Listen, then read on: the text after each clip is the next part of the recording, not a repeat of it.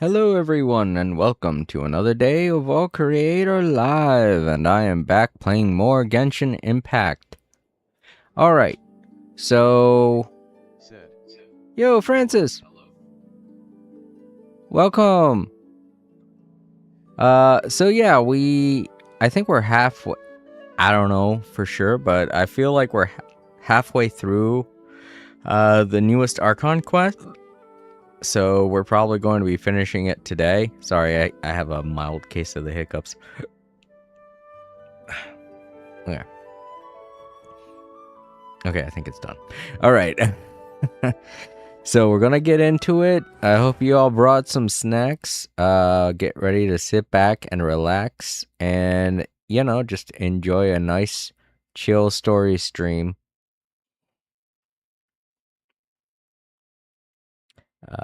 First I have to remember where I gotta go. I also want to take a look and see if anything's changed. They got a new event, it looks like. What is this?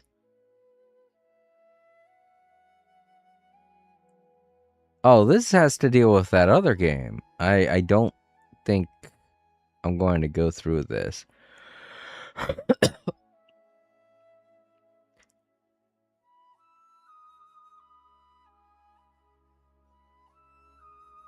Yeah, this has to deal with that other game. Nah, I'm not gonna do that. I already said I'm playing Genshin Impact. I'm not playing this Wonderland thing, whatever it is.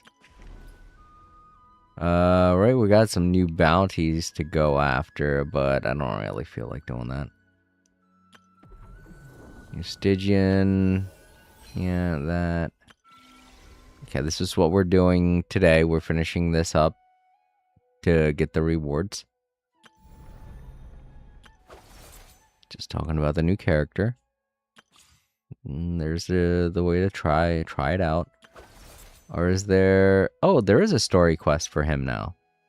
Was this here last week? No, I don't think so. There was a red punctuation mark over top of it. So,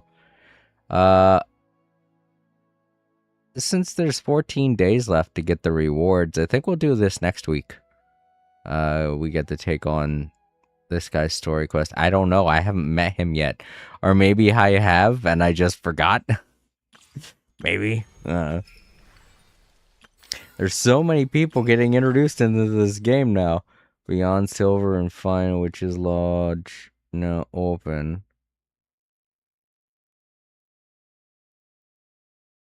Available after unlocking Meeting Point, the Witch's Garden.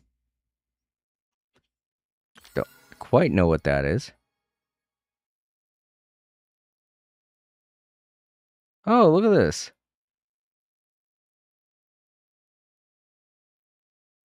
Oh, this is one of those music challenges. God, it's been a while since I've done one of these. I don't know if I should do it, though. Maybe I'll do it next week. Heck, I have 2 weeks. I could do it next week or the week after. So. And this doesn't seem to have a time limit, so I won't worry too much about this. But yeah, let's continue the story. Oh, I got some mail. There we go. Gotta get rid of all these red ticks. Take every box.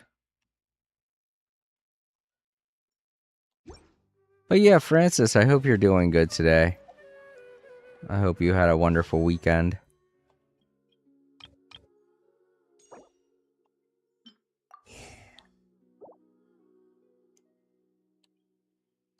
That's a move. Wika is still available. Oh, she will be available for the next 2 weeks. And the new guy. I don't know. I kind of want to strengthen up Movuika some more. Many insects have a compulsion to Really getting used to her character. follow the light, and humans are the same. Oh, it's red because they want me to collect this. Okay. So I already have the characters. Why don't I do that? Why can't I hit triangle for Mavika? I already have her character. You know what? The Except other we thing call is that that I don't waiting. even... Home. Yeah, I don't even need the material. She's already at max. So...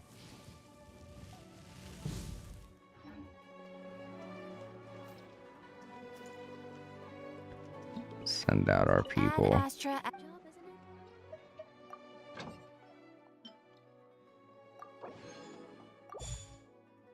There. Okay. I think that's everything taken care of.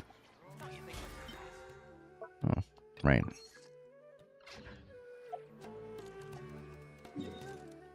Should I track the mission first? L2?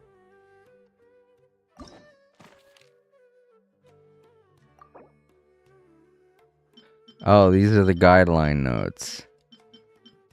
Oh, okay. You know what? Yeah. I'll let you all read this stuff, because it'll help you keep up with everything that's been going on so far. Alright, so go ahead and read. Pause, read. Done. Okay. Pause, read. Done. Okay. Pause, read. Done. Okay. Pause, read. Done. Okay. Pause, read. Done. Okay. I know this is going to be funny to do this for every single character. Pause, read. Done. Okay. Pause, read. Done. Okay. Pause, read. Done. Okay. Pause, read. Done. Okay. Pause, read. Done. Okay. Pause, read. Done. Okay. Pause, read. Done. Okay. Oh, Layla's gonna be in this at some point, and so is Furazon. Huh. Pause, read. Done. Okay. Pause, read. Done. Okay. Pause, read. Done. Okay. Pause, read. Done. Okay. Pause, read. Done. Okay. Pause, read. Done. Okay. Pause, read. Done. Okay. Pause, read. Done. Okay. Pause, read. Done. Okay. Pause, read. Done. Okay. Pause, read. Done. Okay. Pause, read. Done. Okay. Pause, read. Done. Okay. Pause, read. Done. Okay. Pause, read. Done. Okay. Pause, read. Done. Okay. Pause, read. Done. Okay. Pause, read. Done. Okay. Alright. So now everybody's caught up with every single character. We've got the story so far. So to anyone who wants to get caught up, this is the perfect time to do that. Pause. Read. Done. Okay. Pause. Read. Done. Okay. Pause. Read. Done. Okay. Pause. Read. Done. Okay. Pause. Read. Done. Okay. Pause. Read. Done. Okay. Pause. Read. Done. Okay. All right. So now everybody knows all of the places that we'll be visiting in this story, and everybody knows all of the characters that are going to be participating in this story. So nobody's left out in the lurch on what it is that's supposed to be going on. Y'all are pretty well acquainted with everything. About as acquainted as I am. So, hooray. Kinda happy they have that now. It always felt weird to me that I would always be starting halfway through a story and not be able to explain anything to anyone as to what was going on. I'd just be like, alright, so, go watch my other video. It felt a little shitty saying that. But I wasn't about to stand here and recount like every single thing that happened last time I played. Alright, cool. So now that everybody's well acquainted with the story, let's continue.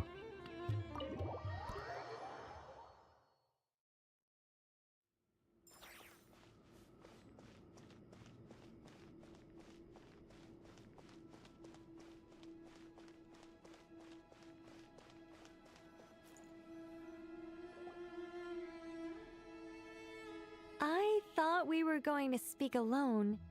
This is a lot more people than I was expecting. What's wrong with it? Even the doctors at Dar al-Shifa allow patients to be accompanied by family members. Well, if Kale doesn't mind her secret being revealed, I have no problem with it. Thanks for being so considerate, Miss Nicole. I don't know what secret you mean, but whatever it is, there's no need for me to hide it from my closest friends. Closest friends? It's so nice to hear that. All right. In that case, I'll get right to it. Kale, are you aware that there are god remains inside your body? I am. When I was young, I got sick with Elazar. Nothing could cure it. The Fatui convinced my mom and dad that they could help, and I was sent to an unfamiliar place. There were a lot of other kids just like me there. This creepy guy injected us with some strange medicine, which I heard contained god remains. I can still remember the pain like it was yesterday. But thanks to the friends who've stuck by me all this time, I've gradually been able to overcome those memories. Hello. Anyway, so you're saying that what happened to me has something to do with the god remains they injected me with? Hello there, and welcome. Oh, Queen Day and Night, it's good to see you again. I hope you've been well. Yes. Those were the remains of Nabu Malikata, the goddess of flowers. What? Huh. Fascinating. You don't seem surprised like the rest of us. Why? The possibility crossed my mind when Kale recited the Goddess of Flowers song and calmed the Jinn. So guess who came home? Paimon, jump! What are you doing here, Lilupar? Oh, your cat? Oh, that was so long ago. Well, I'm glad you finally found them. I'm hoping they're okay. Queen Day and Night YT said, Lama the Frost Moon Science Leader. Frost Moon Science Leader. Oh, you mean who came home as in... Because I remember at one point you were telling me about your cat. I don't remember if it was like a lost and found situation, but I do remember someone saying something like that. A very long time ago. I was like, when you said that, I was like, oh, she's the one who had the lost cat. Okay, so yeah, you got, Loma. Oh, okay, so you got Loma. That's great. Don't do that to me. Whenever people say something like that, it makes me think something happened. I don't like that expression. Oh, this person. Oh, somebody come home. Blah blah. Said, I got Lama the All Creator Live Archives. Yeah. I kind of figured that after you said that. I was like, oh, that's what they meant. Because I'm pretty sure you told me you have cats, right? So I was like, I was sitting there thinking the worst, and, you know, something good happened finally, and I was like completely out of the dark on that.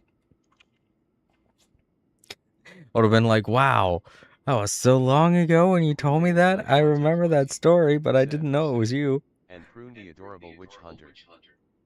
Oh, and you got Prune. You got the new emo Nahida. It was me and Time Lords were joking. She looks like Nahida, but an emo version of Nahida. But yeah, congratulations. I'm glad you got two of the characters that you wanted. Well, I mean, especially Lauma. Because I'm pretty sure that's over now. I think that was last week. Now they've got two new banners up with a new character. And my Movuika. I don't know if I'm going to roll on her, though. I may just be saving up my Primogems. I don't know. I'll decide later. Said. She does. Yeah. From what Time Lords told me, everyone has that, everyone thinks that when I first saw her and I saw her side ponytail, that's immediately what I said. And then Time Lords told me that's what everyone's saying, and I was like, yeah. I mean, I can see it. I can totally see it. I'm wondering if they're going to do that at some point. Have them both meet each other. She also joined my roster of characters. Really? You didn't get Karara from the event where you got her for free? That's how I got Karara. From the free event. I think it was a summer event. But still, congratulations. Karara's fun. I really like her box. She moves a little faster when climbing up walls. It's great. I was merely passing through when I heard the name of the goddess of flowers. Be assured that I share your surprise. You, with the hat. Are you certain? I sense no trace of the Lord of Flowers within her. Well, it is a very small fragment. Unless special methods are used to manifest its power, even her closest acquaintances would find it near impossible to detect. I find this interesting because... And I also got Yehoda. Oh yeah, Yehoda. Yehoda's another character you could get for free from an event. But still, you know, multiple constellations is good. But yeah, I find this interesting that the genie is saying this, considering is how the Lord of Flowers is like the mother of all the Jinn, so the fact that she wasn't able to detect that is like, it must be something very small if she can't detect it. After the goddess passed away, her remains were scattered across the desert. King Dashret gathered all the pieces he could find and buried them in the eternal oasis. But some fragments remained unaccounted for. Eventually, the Fatui must have found a way to track some of them down. Presumably for use in some experiment. It's not an uncommon occurrence. Can I get wishes PLS? You're more shaken than I thought. In one sense, you've been extraordinarily lucky. So many people who yearn for this kind of power never attain it, yet you have coexisted with her all this time without even realizing it. I think I have my drops on Twitch set up to give out Primogems. Over on Twitch, I do have my YouTube, my Twitch channel set up for drops, and I think they're still doing their typical Twitch drops for Genshin Impact watchers. So that'll be a good free way to get Primogems. Queen Day and Night YT said. And I also got Lady Ningguan from the Free Lantern Rite event. Oh, okay. Well, that's good. You were able to attend that.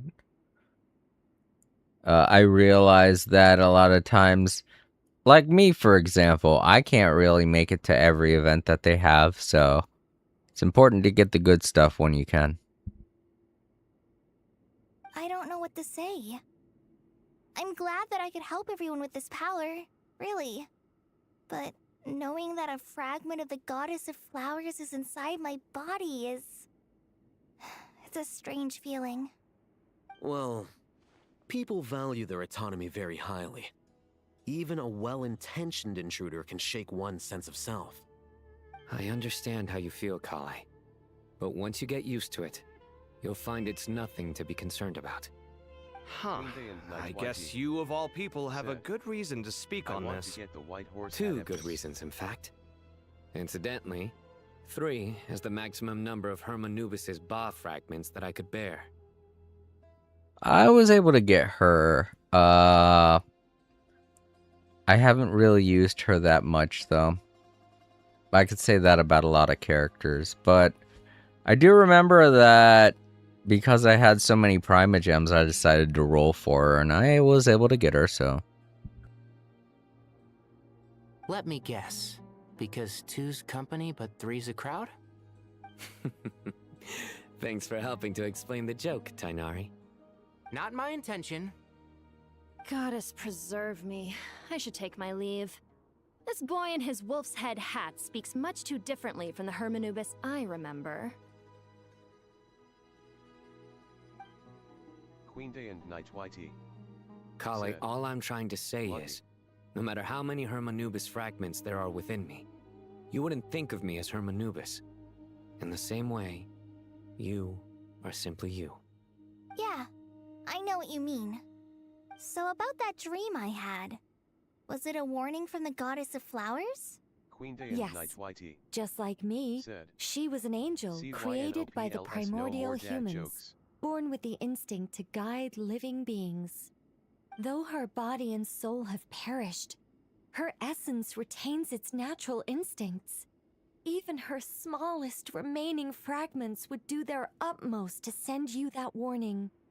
The mother of dreams? Lord of flowers and oases? She must have had a premonition. That is why she gave that dream to you. We won't let our efforts go to waste. But I still don't understand. Why me? Yes. Why indeed? You weren't the only one injected with god remains, but only in you have her fragments persisted. I suspect it may be because of the firm will you showed in the face of suffering. She was likely assimilated by that will. Of course, this doesn't mean you have to shoulder any extra responsibility. As this young man said, you are who you are, and that will not change. All right, any further questions from the family members of the patient? If not, we should head to the mausoleum of King Deshret. Let's move out. Time to put our plan into action. We all hope it'll work. But will we really be able to open Aru? And even if all 7 pillars of King Deshret agree to let us proceed, the scale of the work to follow is daunting, to say the least. Haven't you handled other big projects before? I mean, the biggest project I've worked on to date is probably the Palace of Alcazarzaray, I guess? But this is orders of magnitude beyond that. It's a total nightmare. Look on the bright side. At least this time you're actually here when Sumeru needs you most. You won't have to come asking me for details after the fact. Mock me all you want.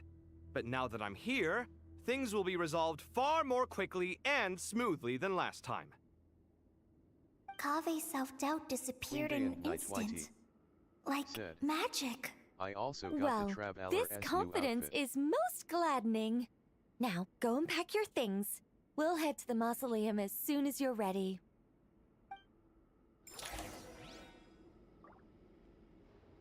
Alright, cool. So we're gonna take a trip. And yeah, I'm pretty sure everybody got his new outfit. Sorry. Ooh, long day.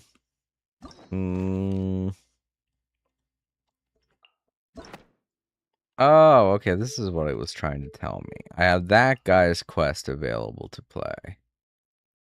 Meh. I'll do it some other day. Not right now, though. Alright, back to the story. Where are we going? What are we?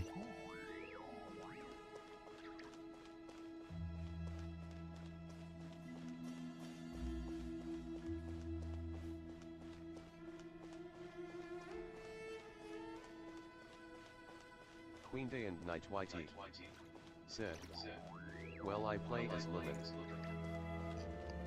Oh, okay. Yeah, you got Lumine's outfit then.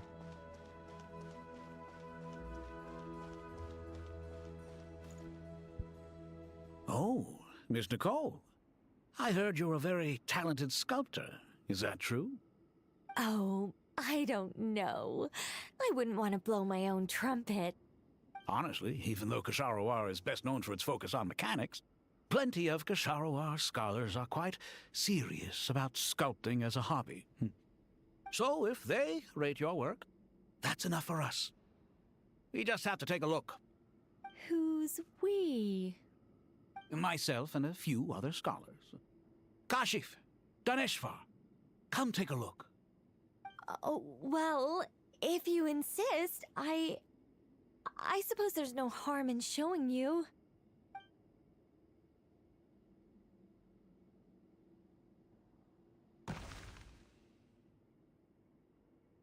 Whoa! Where did that come from? Look at the level of detail. It's so lifelike. The squirrel descends from the heavens like a champion, and the earth trembles beneath its feet. What do you think? Striking, isn't it? All hail the mighty squirrel. He's got big nuts. Kaveh? Kaveh, come here for a sec. Oh, and Madame Faruzan, didn't you used to study in our darshan? Come take a look. All right, but hang on a moment. I have to finish reviewing this proposal first. You called? What is it, youngster? This squirrel statue. Isn't it cute? Oh, a squirrel. I wouldn't say cute per se. The realism is what stands out to me. Were you trying to carve a statue of a hero, young lady? Oh, a hero? I suppose so. Actually, I didn't really have a specific theme in mind. I just started working on it, and this is how it turned out. I see. Well, do you tend to read novels about heroes in your spare time? As a matter of fact, I do quite enjoy those. Everyone loves a good tale of daring do, right? Then perhaps this statue represents the heroic tale you long to see deep down inside. Also on the subject of heroism, I feel that if the subject posed with a finger raised towards the heavens, it would lend a greater gravitas to the overall image. I'm sure some would call it cliché or old-fashioned, but not me. I think it would be a perfect fit. It has a certain classical beauty about it. Kaveh! Sorry, Madame Faruzan, I'm a little busy right now. Don't wait up for me. What a pity.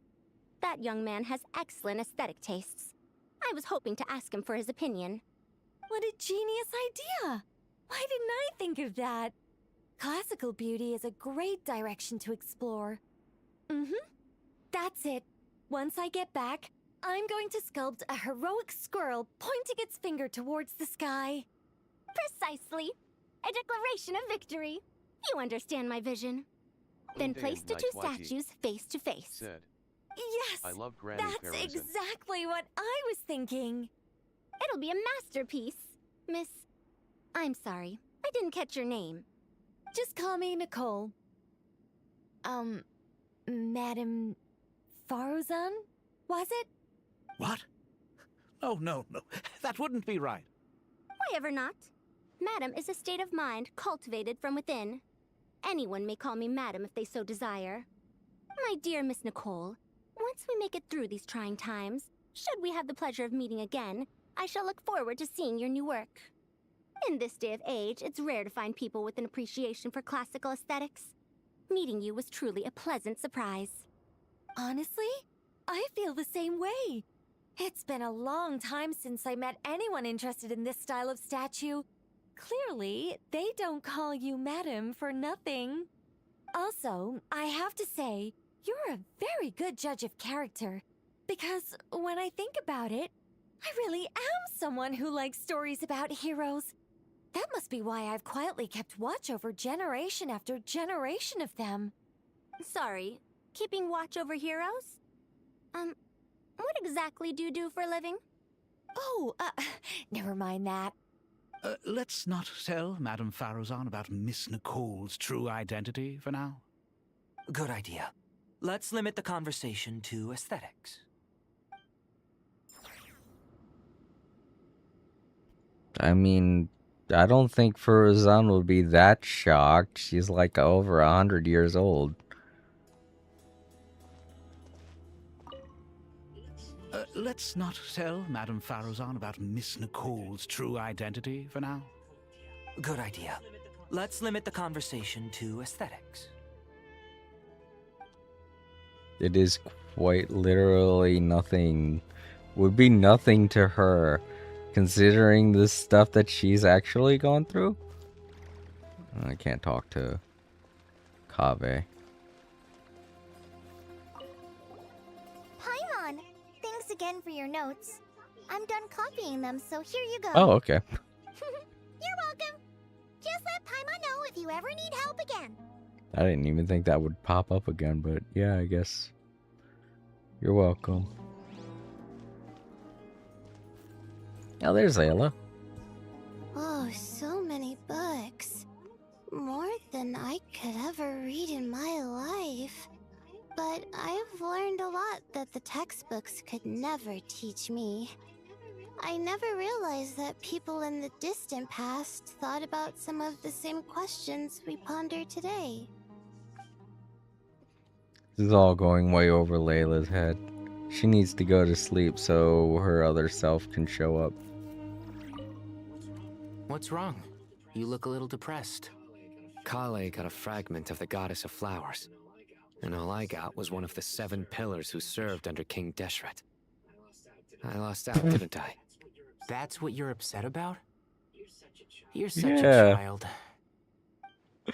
You don't have any idea what kind of crap she had to go through to get that. She didn't even want it. It was forced on her, and legitimately she had to go through all kinds of hell. Traveling through continents, going to Mondstadt, going to prison. I mean, all kinds of really shitty stuff happened to Cole. If you read the comics, you'd know, but, you know.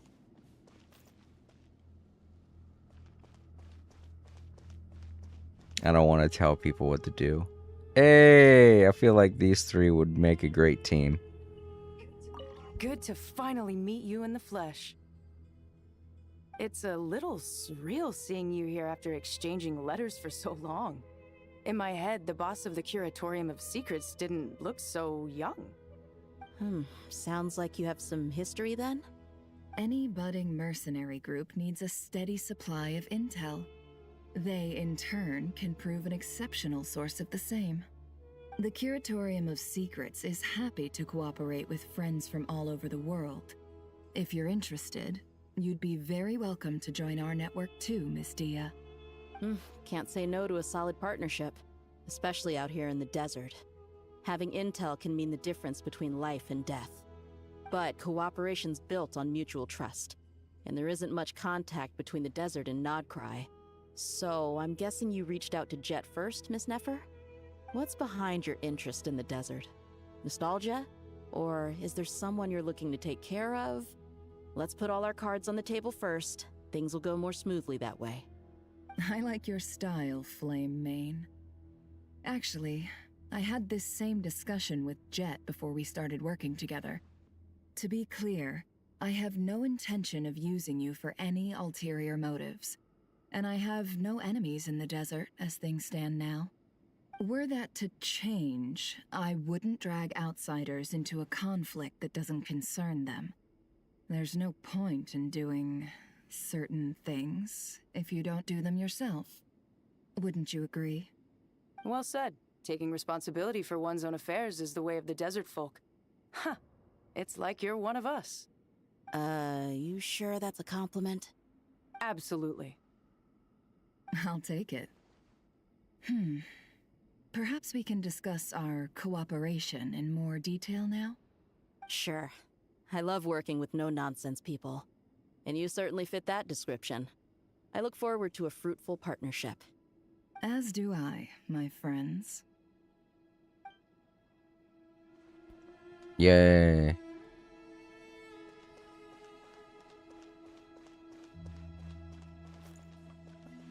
I'm pretty sure I have Dia. I know I have Nefer, but I think I also have Dia. Oh yeah, see, I have Zabai.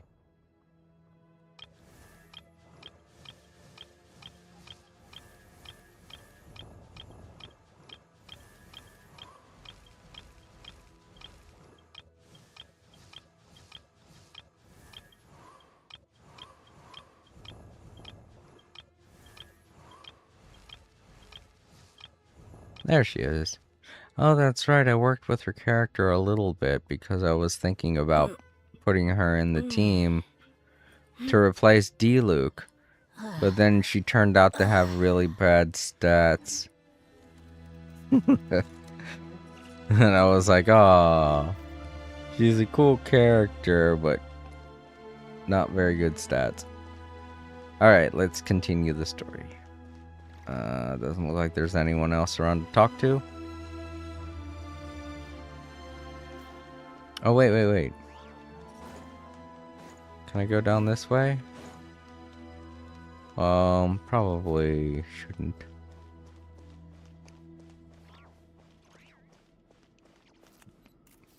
Yeah, I've already talked with everyone. We're good.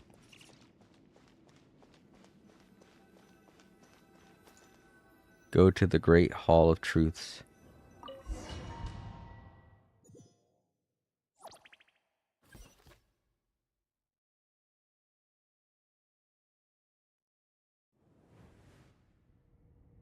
I hope everyone's ready.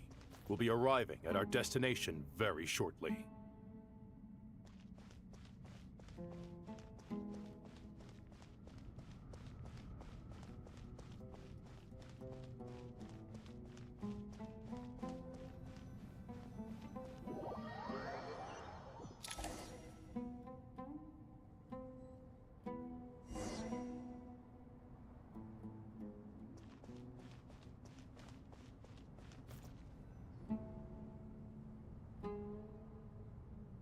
Why, we've not seen so many visitors ever, really. What is this place now, a tourist attraction? Ah, closer inspection reveals many familiar faces. To what do we dusty old fellows owe the honor? Surely you're not just here to chat. You surmise correctly. We are here to carry out a rather enormous project. Ho, enormous, you say? How large, then? Larger than the gaping void in our lives? Why, you've even put a smile on Goatee and Crocco's faces. All this activity is making for quite the special day.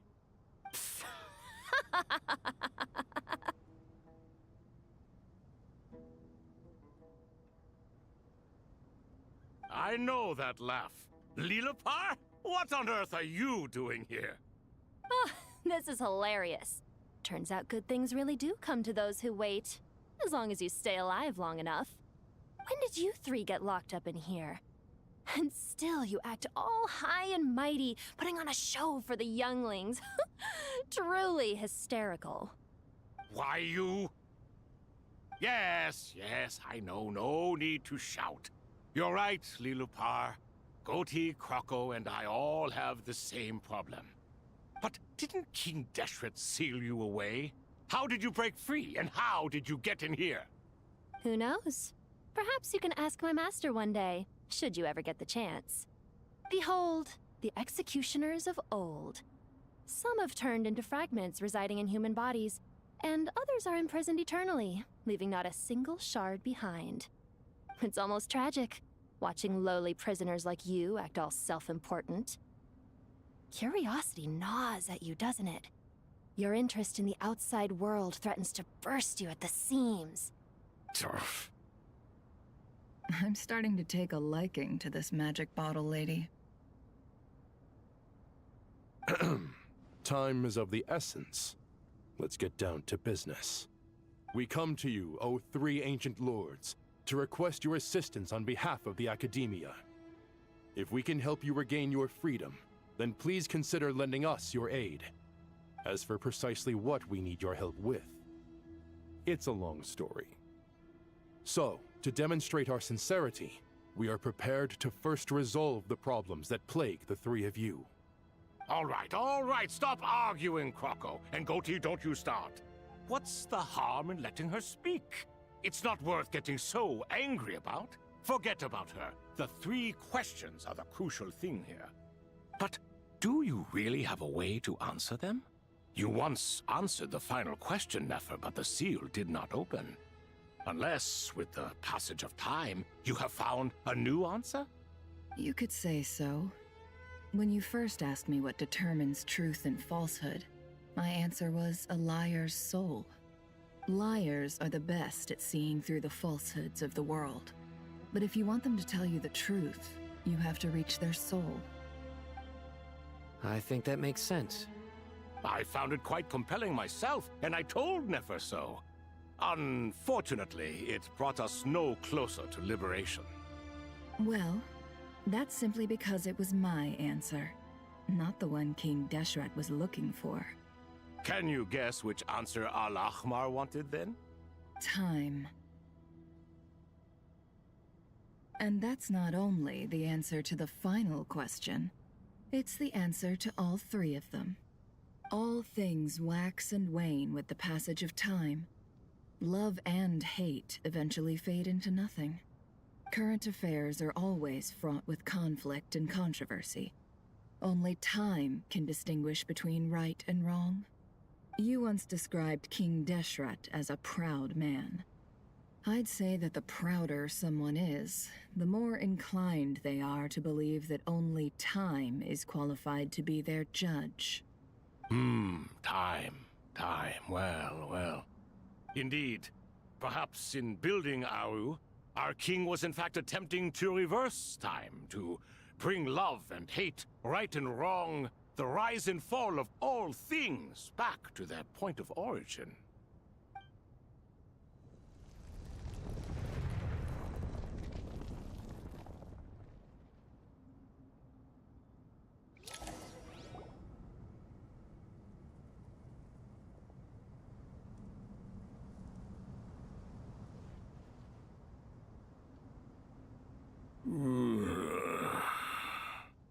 This is the most eventful day I have experienced in a long time. You have my sincere gratitude. Hey, they're finally free. Awesome. So now they get to be characters in this game.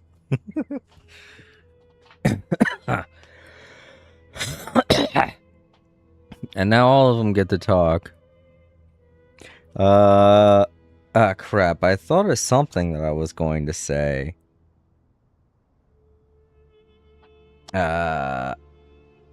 Never mind. I forgot now. After I saw those 3, I guess it just popped out of my head like, oh, I could talk about this now instead. And then I ended up forgetting. Are those 3 of the 7 pillars? Turns out the statues were quite faithful to the source. You 3 seem to be in good spirits. Prison can help a person grow and learn to cherish what they have. Nevertheless, after everything you've done for me, I sincerely hope you never have to experience it for yourself. Hello, Nefer. It's good to see you, Thoth, the Ibis King. Nice. Definitely puts my mind at ease, seeing you 2 getting along so well. Should we maybe introduce ourselves, or... Sure. I'm Sethos, the current leader of the Temple of Silence. This is General Mahamatra Sino, and this is the former Spantamot sage, Cyrus. But I'm guessing none of that means a whole lot to you. Everything is equally new to us, in truth. We've been gone from this mortal world for longer than you can imagine. Let's hold off on the introductions for now. We can always ask Nefer about you later. It'll give me something to talk about with my chosen disciple. You're like a helpless parent. Gods and people of yore are not necessarily welcome in today's world. Self-awareness is one of My finest qualities. I thought I ought to share its fruits with you two. Is that so? Well, I think we'll take it in stride, just as we did with the 3 questions. Let's not forget, it was my persistence that won you both your freedom. Fair point. I have to applaud your persistence. And I must praise you for your wisdom. Now, state your wishes, young ones. I'm sorry? Why, your tremendous accomplishments deserve a reward, do they not? You must let us do something for you in return. General Mahamatra, what do you think? I won't beat around the bush. Sumeru is facing a crisis the likes of which have never been seen before. And we need your help. Every calamity throughout the ages has been connected to us in one way or another, whether we were its cause or consequence. Whatever is wrong with Irminsul, it severely affected the Dendro Archon. She fell into a coma, and is currently receiving treatment from the Dendro Dragon. The Dendro Dragon? I'm sorry, the Dendro Dragon is helping to heal the Dendro Archon? Not a pep, surely. Not vicious, cruel, a pep who possesses no virtues aside from her basic instincts. Ah, good heavens. Oh, I shudder to think what could have caused Lesser Lord Kusanali to suffer such a plight. Still, why would the Dendro Dragon lend you her aid? She has always held nothing but contempt for the Archons. I suppose she and Kusanali must have some history. You can help us make history too. A smooth talker. Well said, lad. Currently, no one can connect to Irminsul. We hope that by opening up Aru and making some modifications to it, we can use its technology to our advantage. Unfortunately, Aru is an imperfect creation. King Deshret never managed to realize his full vision before his death. Much remains to be done if it is to be pitted against Irminsul itself. Besides, I hear your reasons, but to give Aru up over such would be... The archaeological records clearly indicate that although Aru's construction took a long time, it was not beyond human means to achieve. Modern technology should solve the efficiency issues. We have no choice but to go all in on this. All right, I don't think this is explained in the stories that were that we were looking over, so I guess I might want to. All right, so King Deshret and the Lord of Flowers were both lovers. The Lord of Flowers ended up getting, I guess you could say, assassinated. And King Deshret created Aru to try and freeze time until a time when he could figure out a way to restore the Lord of Flowers back to life. But the longer he ventured into the world of Tevat and learned its secrets to try and find a way to bring back the Lord of Flowers, the crazier he got. And because of that vast amount of wisdom that drove him insane, he ended up kind of destroying all of what used to be Sumeru, and that's why most of it's all desert land now. And a lot of the hidden knowledge was sealed away to prevent anyone from finding it. And eventually, obviously, people found it, and that's basically what caused a lot of what we ended up having to go through when we first came here to Sumeru. But yeah, Aru is a form of time travel, and I guess that's what we're going to be dealing with. That's what we're going to be trying to figure out how to use now. I don't know how this game wants to tackle time travel. I certainly hope it doesn't go there. I feel like we're a couple steps before having to figure out time travel, but whatever. If that's where this is going, that's where this is going. Just wanted you all to know the importance of what's going on right now. This is by no means a threat. But the only reason we helped you escape from Aru was to gain the necessary leverage to negotiate with you. You asked us to state our wishes, and we have. Each one of us here needs your help, as do all the thousands of people living in Sumeru. They need you, and they need Aru. What do we think, my fellow old fogies? Shall we lend our support or not? Since you ask so nicely, naturally. Naturally what? Are you for or against? I simply mean we shall do what comes naturally. You claim that you wish to open Aru. Know you then that the golden slumber created by King Deshret is preserved within? We do. We understand the risks involved. In all likelihood, the mortal world will never again be able to replicate King Deshret's work. Never will there be another chance to come so close to creating a utopia. Knowing this, are you sure of your decision? We are sure. Before people can dream, they must first live. If your minds are made up, very well. We shall summon our erstwhile colleagues to discuss this further. Saint Shezepank, Saint Bennu, once you surrendered to silence and were buried with King Deshret. But now, we invoke the right to awaken you with our voices.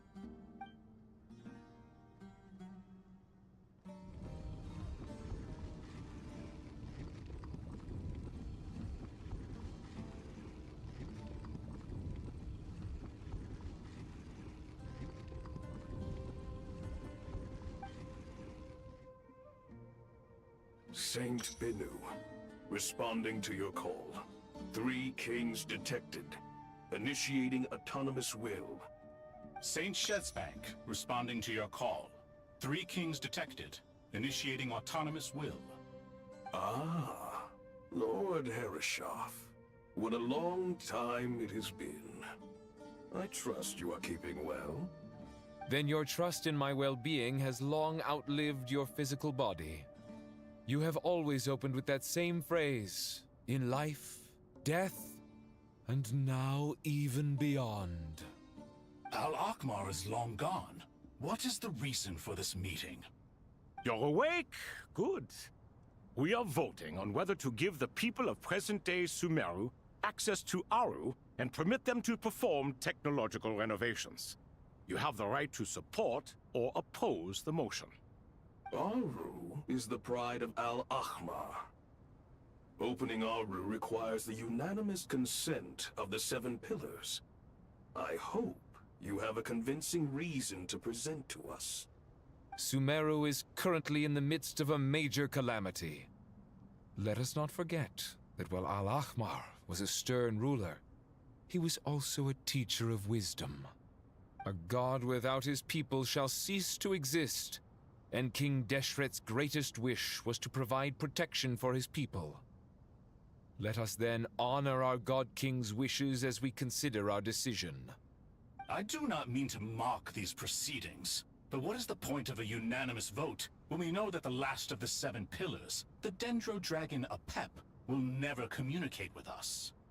This will no doubt surprise your mechanical mind, and I have no intention of trying to persuade you it is true. But Apep is, in fact, healing the Dendro Archon as we speak. Huh? Can someone attest to this? Do we have any proof? I ask the 3 kings. Can any of you vouch for the truth of this claim?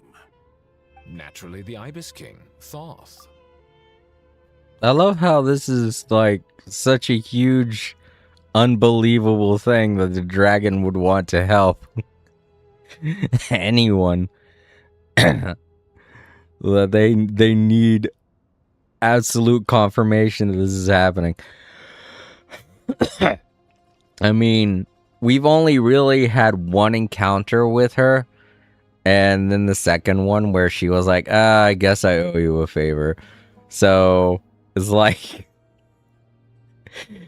I wonder how bad. I mean, she is the reason why all the sandstorms are happening. She's keeping them going to keep everything buried and in ruin. So she's not a good person. But I guess she owes us a favor, so now she's doing the unthinkable. Now, not even the old gods are like, they're all like, I don't fucking believe that. You're lying. You're fucking fake news. I don't believe that for a second. Where's your proof? What? It was Thoth's disciples who revealed the truth to us. We need not debate its veracity. Simply let Thoth bear accountability. That way the rest of us may have a clear conscience. Harishef, you diabolical fiend. I awakened our former colleagues for you, supported your opinion, and backed your decision. What sort of fiend would do that? I miss the days when Hermanubis was still around. At times like this, he would offer to take accountability. What are you trying to say? Is my word worth less to you than Hermanubis's? Hypocrite though you are, Lord Thoth, you are humorous in equal measure. How could we bear not to associate with a character such as you? I, Saint Shezpank, approve the Goat King's proposal. Since King Deshret is no more, we shall receive no reprimand for acting beyond our remit. Nevertheless, I sincerely hope that those before us understand the significance of what they intend to do. Remember, the moment that Aru is liberated, the myriad souls residing within the Golden Slumber will return to the ley lines. And once the ley lines flow again, these souls shall in turn be received by Irminsul. Yo, Time Lords, it's good to see you. Welcome. Hope your day is going good. I'm just partaking in the last bit of the story that I have remaining. To take this step is to bring the perfect afterlife created by our king to a permanent end. We understand that well, and we have decided to proceed regardless. Furthermore, the contemporary human perspective would contend that confining souls in this way is no act of benevolence. The deceased have a right to rest in peace. King Deshret's creation is clearly a place of rest and peace. It is just that many do not see it this way. But no matter. Saint Binu approves. Hermanubis' representative and the Dendro Dragon Apep made their choice ahead of time, while the Goat King, Ibis King, and Crocodile King have also granted permission to liberate Aru.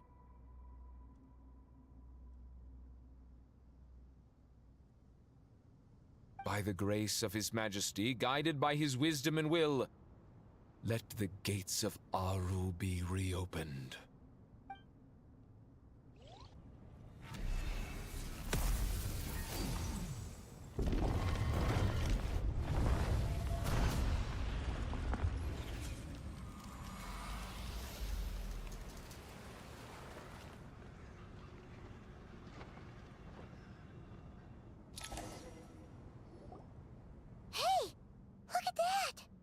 What's this? Are we under attack?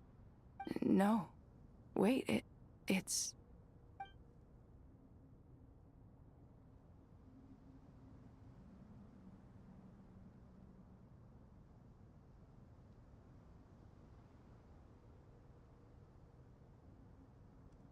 Here you are.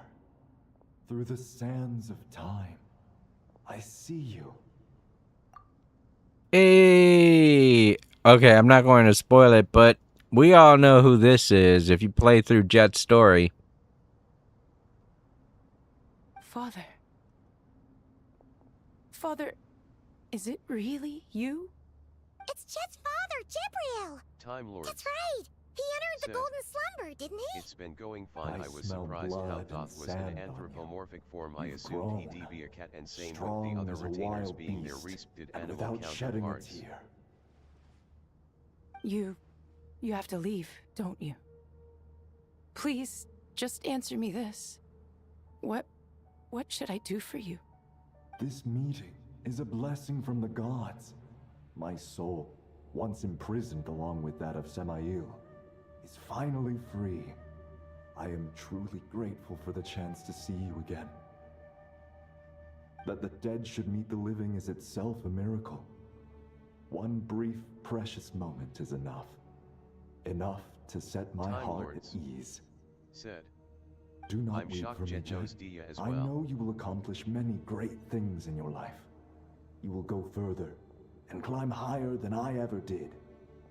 All I ask is that you take good care of yourself.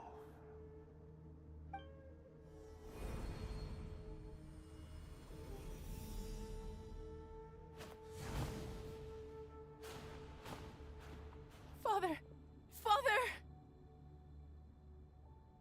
Father! Hey, Jet. Do you want something to eat? Maybe it'll help you feel better. I'm fine. Thanks, Paimon. It was just a little sudden. The chance to see my father again meant the world to me. He was trapped in the golden slumber for our sake. And now, after all this time, he can finally rest in peace. I'm glad. It's a huge relief. You've grown strong, Jet. More than enough to fend for yourself. Yeah. I'll leave the past in my memory where it belongs. My family, the good times and the bad. Goodbye, Father.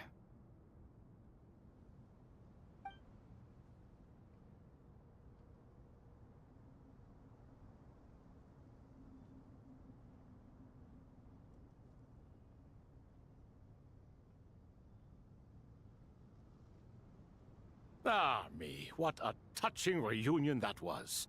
It seems we did a good deed today.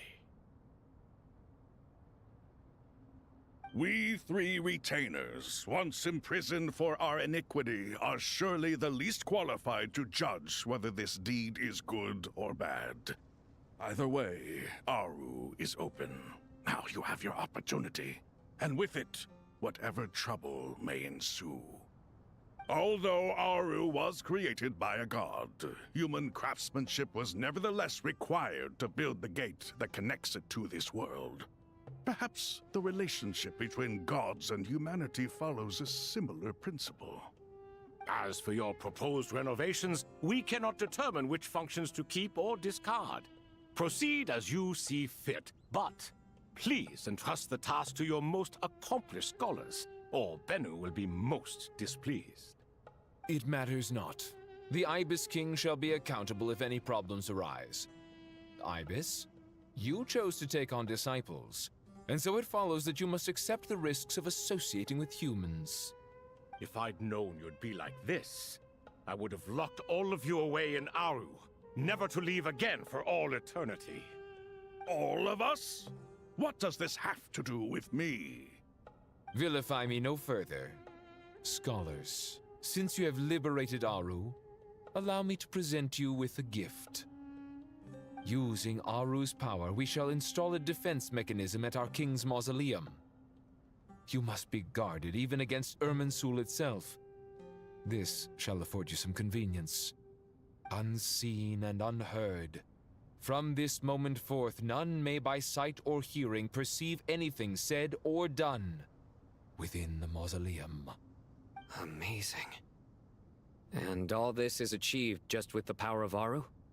With technology from the heavens, the possibilities are endless. Just because King Deshret did not use it for this purpose does not mean that it cannot be done. So, marvel away. This is the reward you have earned. All right.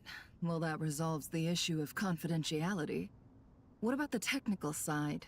Do we have the manpower? Why, yes. I've already contacted them. They'll be here soon.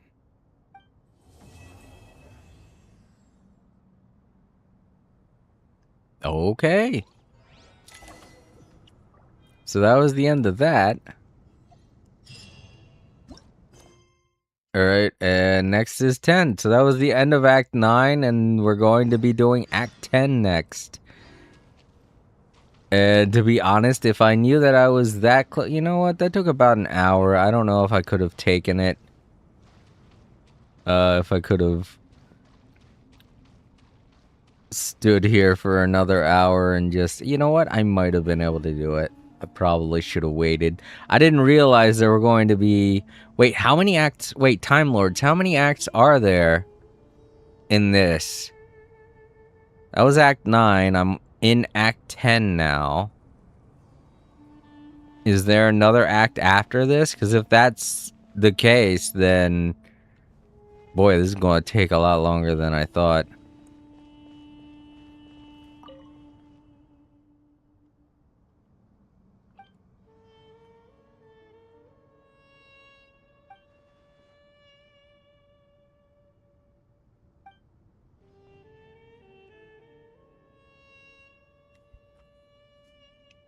Time Lords said, in this one is 10 acts.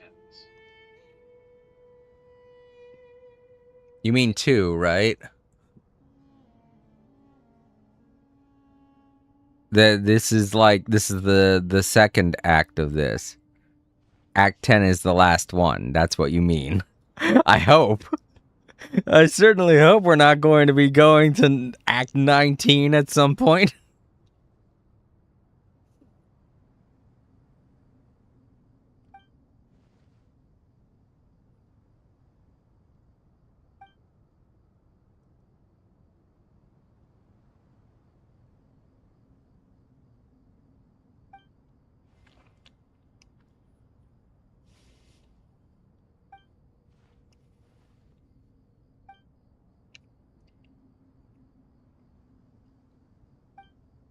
Time Lords said, no one act cause the act is the final one.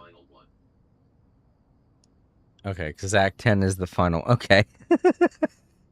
Alright. Well, you said there are 10 acts, as in... hold up.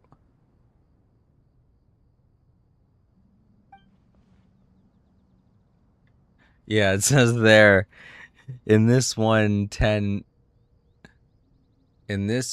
is 10 acts. I thought when you said that you meant there were 10 acts in this event. I was like, what? I'm only on Act... I just got done Act 9. You telling me there are 10 more? I thought you were saying there were like 10 acts. I was like, no, what? You meant this to Act 10 is the last one. And that's what I'm on right now. Okay. So hopefully this act isn't that long. I can get this done tonight. If these 2 hours shut up, geez, I'm glad I decided not to read. I was thinking about reading all that, and then I was like, no. Look at how long they're talking for. Do you hear that? Sounds like your teacher is scolding mine. Huh. Classic. Did you see her? She's a former Vahumana student who dropped out of the academia and went to Nodcry to work as an intel broker. There's more to her than meets the eye. How can you tell? Do the Matra have information on her? Some, but nothing telling. I'm basing it on the fact that she seems to be an expert liar. She can fool many with her words. A sixth sense for liars after investigating so many of them, I take it? Yep. What about you? What do you make of her? A little earlier, in the corner, I noticed she gave some supplies to Jet and had her deliver them to the main group.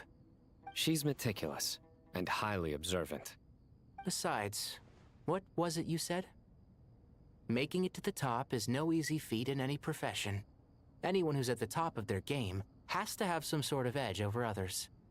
It's true, but she's not the only one at the top of her game. I also am, and so are you. Sure, but what's to guarantee she won't overhear us talking about her?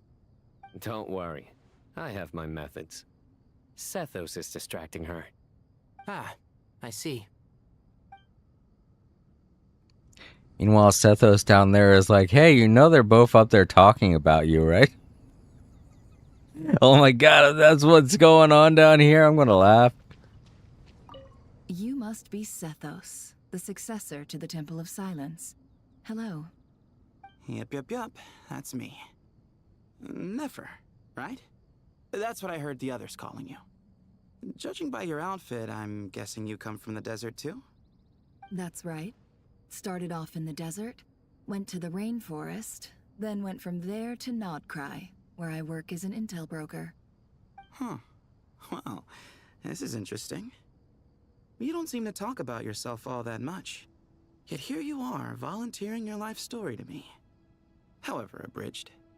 Maybe I'm looking to make some new friends. I like making friends too.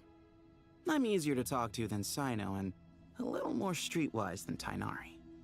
Which is why you came over this way, giving me the chance to strike up a conversation with you.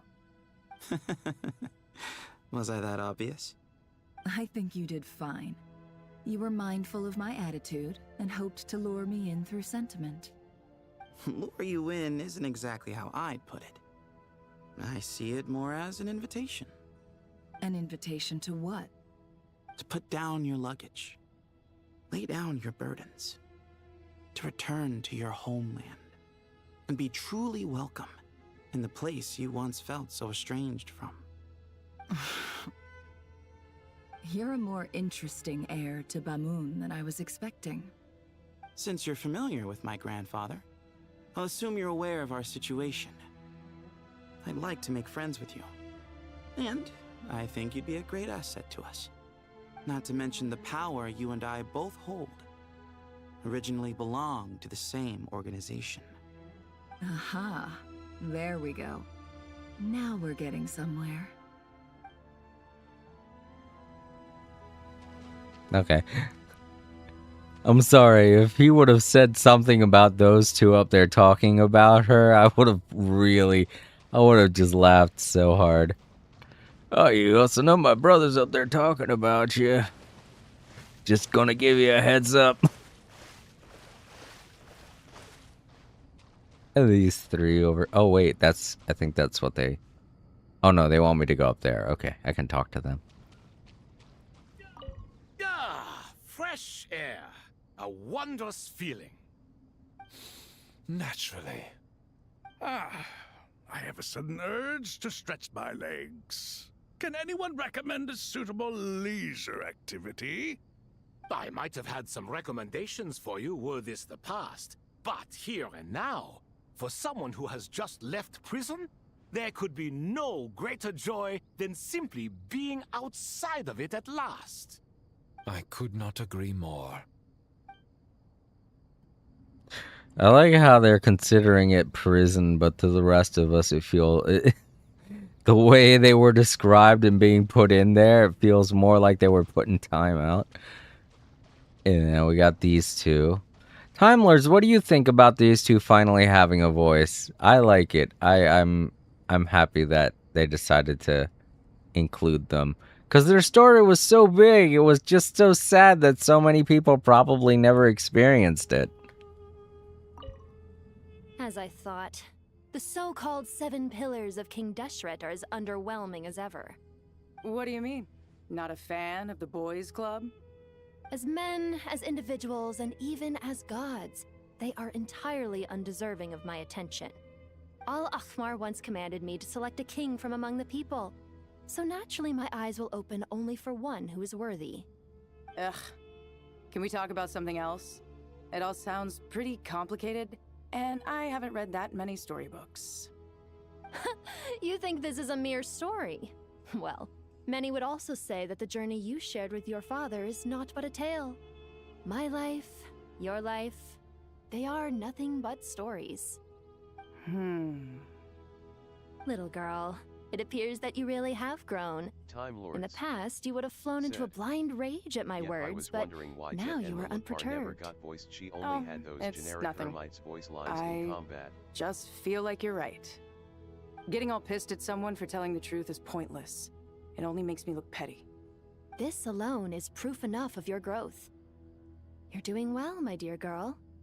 You're becoming ever stronger. Strong enough to defend the people and things you hold dear. You think so? I hope you're right. Yeah, I'm glad that they gave them some voices. I don't know though, like, I get that she's a Jin and immortal, so she doesn't really have an age, but I always thought of Lilliput as having like a much older voice, a more mature voice, you know? But instead she sounds more like a high school teenager, you know, kind of age. But I get it, she's a Jin, she doesn't age, she's immortal. So it really, you know, my input on the subject doesn't really matter. But I always envisioned her as having, like, a much deeper voice.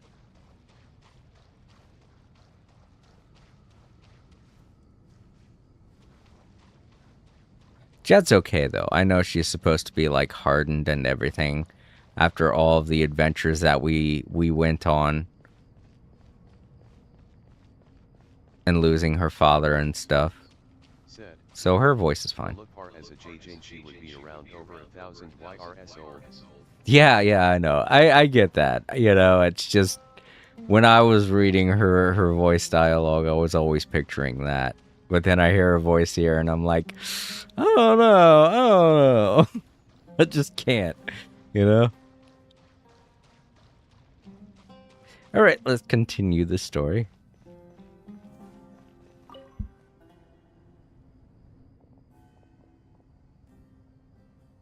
You must be the ones tasked by the Academia with renovating Aru? That's right. Good afternoon. I'm Kaveh, and these two are Termezi and Naisaburi. Hey, I'll hate them. Come and introduce yourself. I'm also, I mean, I know they're not, none of them are surprised by what they're seeing, but if it was me, and I was introduced to these three anthropomorphic headed characters talking to me, I'd be like, whoa, what the fuck? I'd have to take a double look. I realize it's a part of their culture and they've been researching it their whole life, so they're not very shocked by it, but like, there's gotta be someone out there, maybe Paimon, who wants to be all like, that's their actual face, it's not a mask, right? I mean, especially Thoth. If you take a look at Thoth's face, Thoth kind of looks like he has a mask on. But I realize it's all like the technology and stuff for their people. But it kind of looks robotic, and I'm like, okay, now I feel like Thoth's wearing a mask. I don't know. We've met before. This is Thoth, the Ibis King. And everyone knows these two. Afternoon, gentlemen. I've only ever seen these two in murals. Ah, the paintings in the temple. They show us chatting, playing cards, playing chess. Precisely the activities we most enjoy, funnily enough. Okay, I'm glad that... I'm glad he acknowledged it. Thank you. So many names in this game. Goddamn, it was just on the screen. Now I forgot it. Well, I'd be surprised if he's wearing a fursona like they do in the furry community. No. That's not at all what I was thinking, because, you know, in the past I actually used to wear masks to symbolize the gods and such. So I was thinking if somebody would have seen this, they'd be like, wait, is that a mask or is that his actual head? And I'm glad that Kaveh spoke up. Like, I've only seen these guys in carvings. It's weird that they're here and real. No, only you enjoy playing chess. We were just humoring you. I wouldn't go that far. Back to the matter at hand. A preliminary assessment by the academia indicates that this project requires expertise in various disciplines, including the deciphering of ancient texts, mechanical engineering, the restoration of ancient ruins, and elemental theory. The most capable minds in their respective fields are here before you. If there are no objections, we'd like to begin our work. The artisans who built Aru for Al-Ahmar gave their very lives to create this splendid work. Follow their example by giving your utmost devotion to this project. I didn't know that. We'll do our best, of course, but we certainly won't be sacrificing our lives. Such brazen words. Humans these days are a far cry from their ancestors. What little respect you show for King Deshret. No, that's not what he meant. Please, don't mind him. He shares your sentiments, just not your, penchant for hyperbole. Assuming that's what you were going for? I just think it's important to manage expectations. Forgive my lack of courtesy, but we simply can't sacrifice our lives to the gods on completion of the project like people in the legends of old. Here's a first draft of the project proposal for your perusal. Please let us know if you have any requests. Normally, I'd have made it look a lot more visually appealing, but we were really pressed for time on this occasion. I hope you'll forgive me if it's a little rough around the edges. Naturally. If my fellow ministers deem this meager display of respect sufficient, I suppose I can consider agreeing to their proposal. Why are you so preoccupied with the ostentatious displays of respect to Al-Ahmar? We should be trying to make things easy for them. You never know. We might have to rely on these young people to look after us in our old age. Exactly. This is Aru's mainframe. Be reminded to use it with great caution. We certainly will. Thank you for your assistance. You may attempt to lay out punishment should you so desire, though I'm afraid it would be futile. You and I both know that certain components of Aru can only be operated by humans. King Deshret always believed in humanity. Still, the reason that Aru's modules are designed that way is not so much because he trusted them, but more because he was wary of you. Is that true? No wonder human artisans helped to build Aru then. He actually required human assistance to create his greatest work. Naturally. Have you noticed that the Goat King keeps giving superficial responses? It's like he's just going through the motions and leaving the real debate to his colleagues. He understands the art of perfunctory speech. That's what earned him his position as the Minister of Ministers. It seems the rumors about King Deshret being a poor judge of character are baseless after all. Excuse me for being blunt, but it sounds suspiciously like you're putting yourself on a pedestal and mocking me. You're mistaken. And while there's nothing strictly wrong with making every conversation about yourself, it's not exactly a positive tendency either. You? Whatever.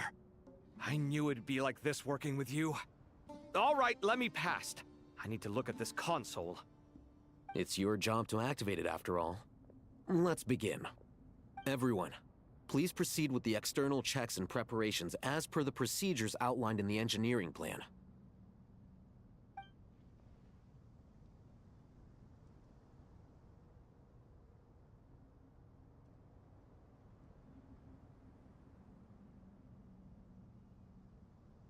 Hello there, youngsters.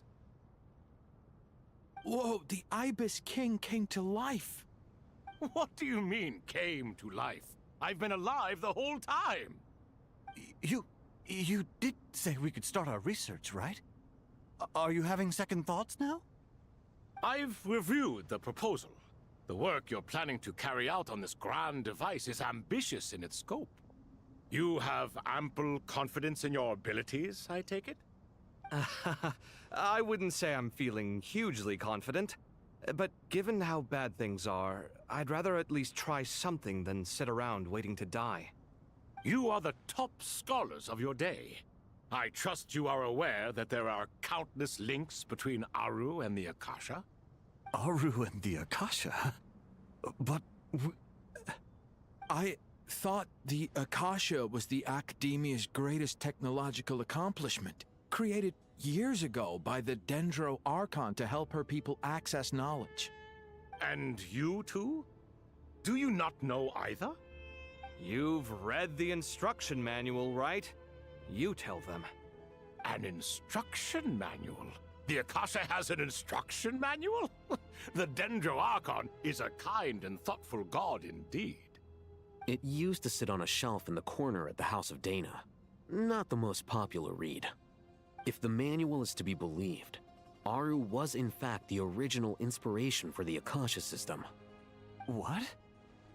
But there are so few records about Aru anywhere. And practically none of the scientific expeditions into the desert had anything to do with it. I mean, this would explain why it was so easy for so many people to be driven to madness earlier on in the game when we first showed up to Sumeru. I mean, we figured that it was because of the Akasha, and such, but, you know, obviously that's because of its connection with Aru. And the Aru system was developed by King Deshret, which is why everybody was like, oh, it's the king's madness, it's King Deshret's madness, it's infecting everyone. No, it's like you guys basically just gave them a link to be all like, hey, you want to accept some spyware into your brain? Ah, but this is something you could not possibly have known. You may have heard many stories about the desert, but what is the most important aspect of history? Consider this a quiz. Anyone from Vahumana present? I'm from Vahumana. It's, well, veracity. Precisely. And a large part of veracity is the chronological order in which events occur. I may as well tell you. In the beginning, Nabu Malikata, the goddess of flowers, descended upon Sumeru. The glory of the heaven was within her. She brought life, oases, and knowledge to this land. Then she created the Jinn, enlightened them, and ordered them to serve her. Two other gods also walked upon this land where wisdom flowed in abundance, and the three met beneath the great green trees. It was the first and greatest alliance. We should speak with reverence of this covenant between the three, which transcended both time and life. For they promised that in Sumeru, wisdom would be shared with all. All the great changes in Sumeru's history began with the goddess of flowers. For King Deshret's sake, she pried into the secrets of Celestia, and for this, was burned to ashes by the flames of wrath. So grieved was King Deshret by her passing, that he lost all interest in state affairs, and devoted himself instead to the knowledge that she had brought back. It was after learning of the technology from that floating island in the sky that he first conceived of Aru. And so, the Akasha was inspired by Aru, while the basis for Aru itself came from Celestia's technology. Well, if the two share a common technological origin, then connecting one system to the other is an entirely feasible idea. Yeah. Okay, so they gave like a script noted version of what I was explaining earlier on. Basically, like, King Deshret learned of the reality of Tevat, and I don't know, I mean, this is still like taboo and not really confirmed in the game itself, but you know, it feels like we're all in just a large game, like we're all in a huge video game, and the people who learn about the knowledge of the celestial beings end up realizing it's all just a game, and freaking out over it. Which is why Dottore wanted to control it, and why we saw so many weird video game-esque things going on when we were going through Nod Cry's event at the very end there, where we had to fight Dottore. But basically King Deshret learned everything was like a game, and it drove him to madness, and that madness just ended up spreading. And you know, it's kind of weird. If you were inside of a simulation and then you learned that everything was a simulation, I feel like you'd go crazy too. Is my perspective on it, you know? Like, oh, great. So my shitty life is all just because of some asshole playing a video game? Oh, well, that fucking pisses me off, you know? That's the way I see it. Anyway, that's my perspective on why King Deshret went mad. But I'm sure there's some kind of even grander explanation to it, which we're not privy to because we're not in that part of the game yet. We're nowhere near Celestia. We still got to get through Snezhnaya. Unbelievable. Have you no reverence at all for celestial technology? No, I do, but there's no time for that. The schedule is too tight. Blame it on the deadline. Perhaps you could try coming up with our cutoff dates. You know what it's like having to turn around 5 different drafts in one day? I wouldn't wish it on my worst enemy. Yeah, also, Sir Ibis, King, you don't plan on getting directly involved at all, do you? Yes, well, you strike us more as having come to give a popular science lecture. Or, wait, does this count as more of a first-hand witness statement? Neither. Anyway, this sounds like far too much work for me. Still, if Aru is so powerful, why didn't King Deshret use it for more ambitious ends? I love Thoth just walking around like an old man going, oh, you young kids today with your whoop-de-doo-dads and all this stuff. You know, back in my day, well, they're all trying to figure out how to do this shit. It's no wonder. It's no wonder the other two are just like, oh, god damn it, shut up, Thoth. He won't stop. He won't stop. Please, we're trying to work here, Thoth. Please stop talking. Because it was never fully completed. King Deshret had grand plans, but he perished before they could come to fruition. In the beginning, his wish was to create something that could rival the very world itself. The Lord of Flowers sacrificed everything for that ambition. What he desired, she bestowed, and thus was knowledge brought into the world. Her courage and sacrifice had to be honored with the most splendid of monuments, or King Deshret would surely have deemed it a grave injustice. And that monument, built from knowledge and technology, etched with a sacrificial and courageous love. Even in its unfinished form, it deserves to be treasured. At that time, King Deshret said the following to the Lord of Dendro. Since we share an eternal covenant, I shall never be your enemy. Hence, the fruit of wisdom from the heavens is not to be devoured. Remember, it is not that I lack the power to become the enemy of wisdom. Yet you and she have taught me much and shown me kindness. For this, I cherish you both. In the end, Aru was only used to store a portion of the souls. It was but a primitive form of the masterwork the king had envisaged. His final hope for Aru was to return to the past, when she yet lived. So the point you're making is, King Deshret was both powerful and ambitious, and he only ceased his imperious ways out of affection for the Goddess of Flowers and the Dendro Archon. You could see this as an act of mercy, but you could also see it as the sentiments that lay between these three gods placing constraints on him.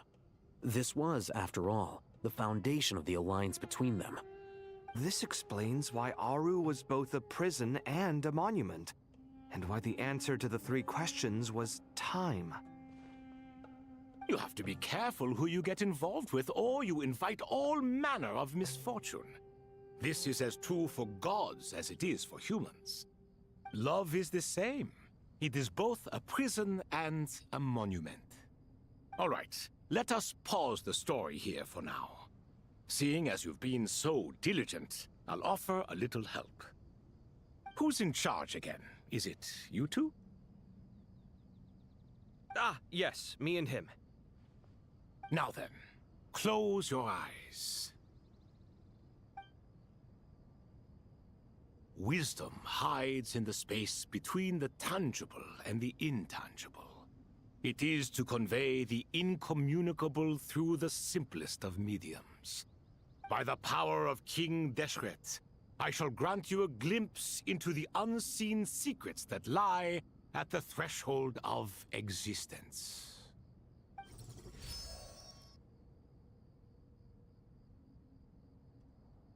Where did this come from? Is it a new mechanism? It looks more like some form of externalized information. You've rendered it visible? Just as the Akasha allows you to access a greater range of knowledge, the power of our king permits one to perceive ingenuities that do not belong to this world. This is no ordinary mechanism. It reflects the internal structure of Aru. Whether you choose to increase or decrease, keep or discard. Come, use these to achieve the outcome you desire. Looks mechanical to me. Better let me handle it, just in case.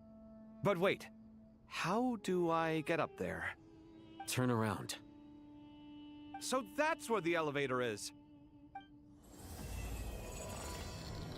Okay, there we go. Act 10 has started. And the creepy distortion along the sides there. I like that. It's just like Doctor is still watching. Okay. But yeah, this is something that we, if you've explored throughout the desert, have seen like a million times.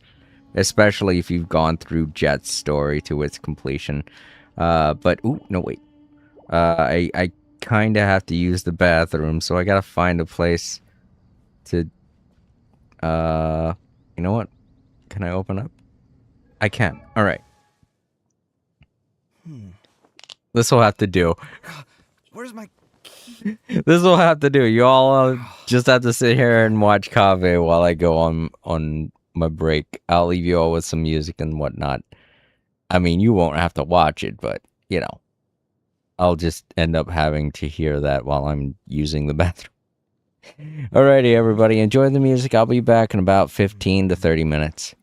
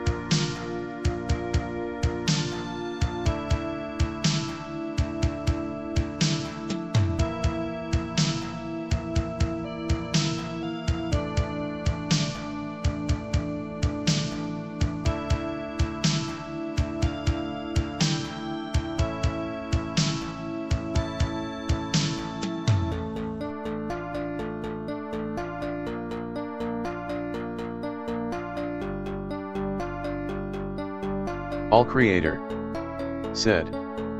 Hello everyone, I hope you're enjoying the music. If you're watching in the archives, now would be a great time to leave a like.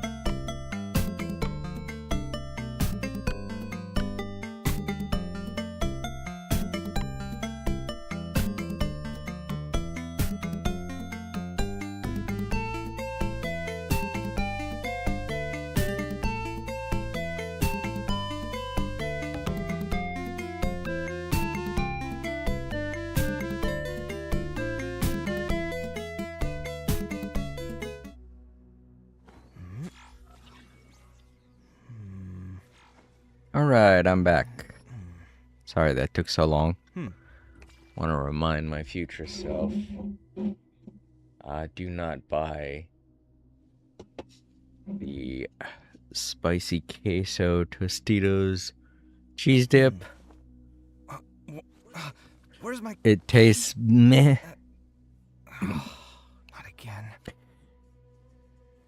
It's not a very strong queso taste. It's just all onion. Ugh, it's terrible. I'm okay with onion, but like, Jesus, they put so much onion in this spicy queso dip. Like, it's not even that spicy. It's just fucking onion like crazy. And I'm not a very big fan of onion dips either, so it's like, I stomach it, but ugh. My mouth smells like onions. Okay, we got one of these situations. I'm gonna have to move this door. Or move this wall. How do we go about doing that? Not like that. Maybe... Oh, rotate. And now this goes somewhere else? No.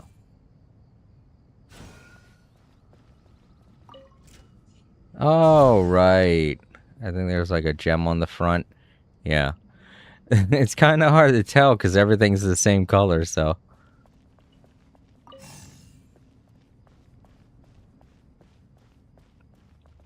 Plus, it's been like years since I've done these types of puzzles.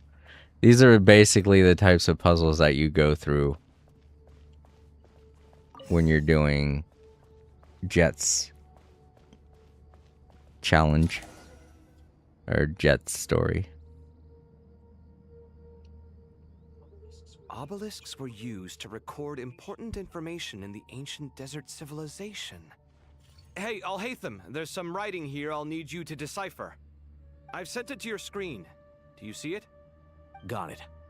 It's a little blurry, but I should manage. Take a look and tell me what it says. Oh, and I'll send any other similar text directly to you from now on. Let's start with this one. It's a variant of an older script. Herein lie verses written for the Yellow Sands. Looks like cultural information from the age of King Deshret. If so, I suggest you delete it. Words thrown together merely for fun. I had no idea Aru kept a record of this.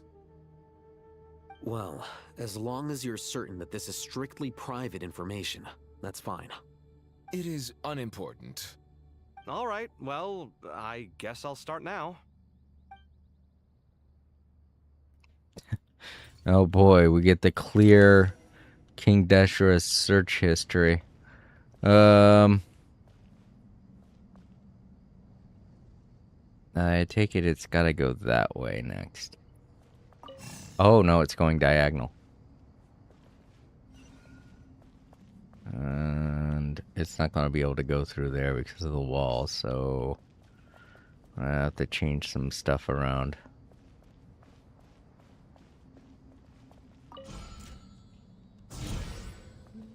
Okay, yeah, that moved the wall to here, so we got the clearance.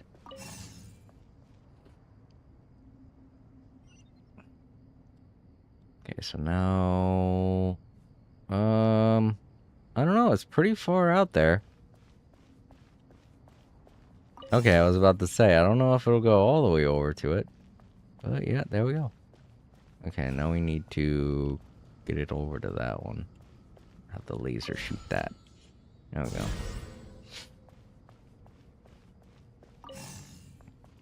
Sorry, I'm also not the biggest fan of onion smell. So, it's kind of aggravating my nose. Found some more. Sending them over to you Don't now. read them. These are all reports about the Gurubad conflict. Can we delete them? I'd say so. Most of this information has already been archived anyway. What if there are details in there that Vahumana missed? What are we supposed to do if they come after us in the future? They'll just have to live with it.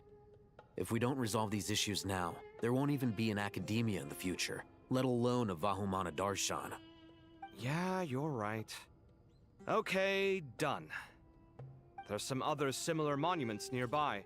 I'll check them out.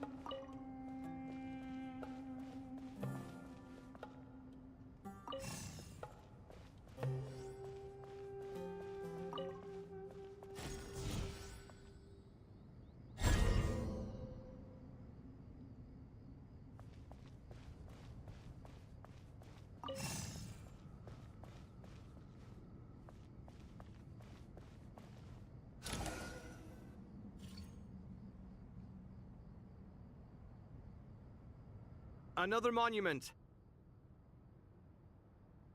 Hold on.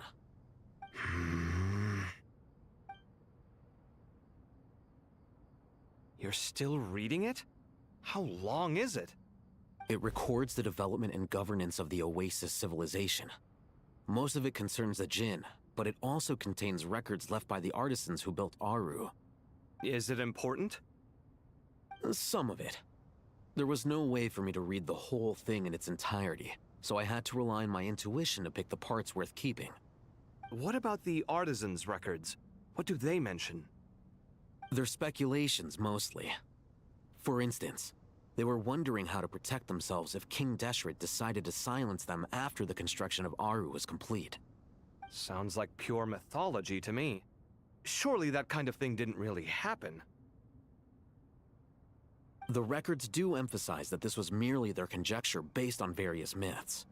Still, the artisans did leave details of their plans to survive, including blueprints for their escape route. Even that got recorded?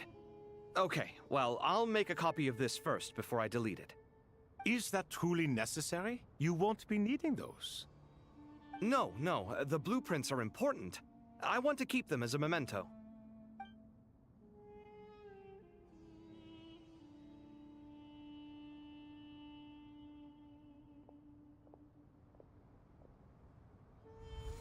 I think that should just about do it. It meets the requirements of the contingency plans, so we should be good. I gotta say, it's the strangest feeling, this cross between reality and the intangible. It's like drifting between life and death, or in and out of a dream, using my own hands to manipulate illusions that are forever out of reach. Chasing dreams in the most literal sense. Definitely a novel experience. What happens if my spirit just floats away? That won't happen. Anyway, I wouldn't celebrate just yet if I were you. There's likely to be a phase 2 of this project. All right. I'd better keep my wits about me then.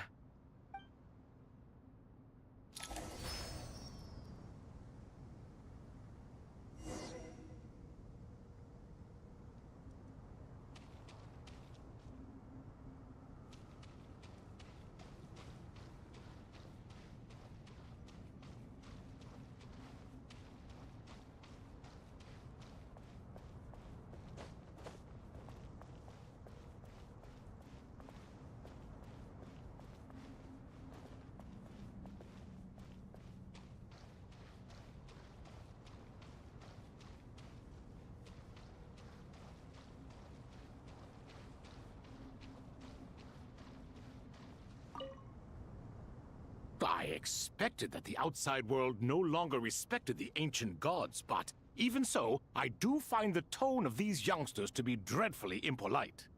It should hardly come as a surprise to you. I remember you saying the same thing last time. I assumed that was just a one-off.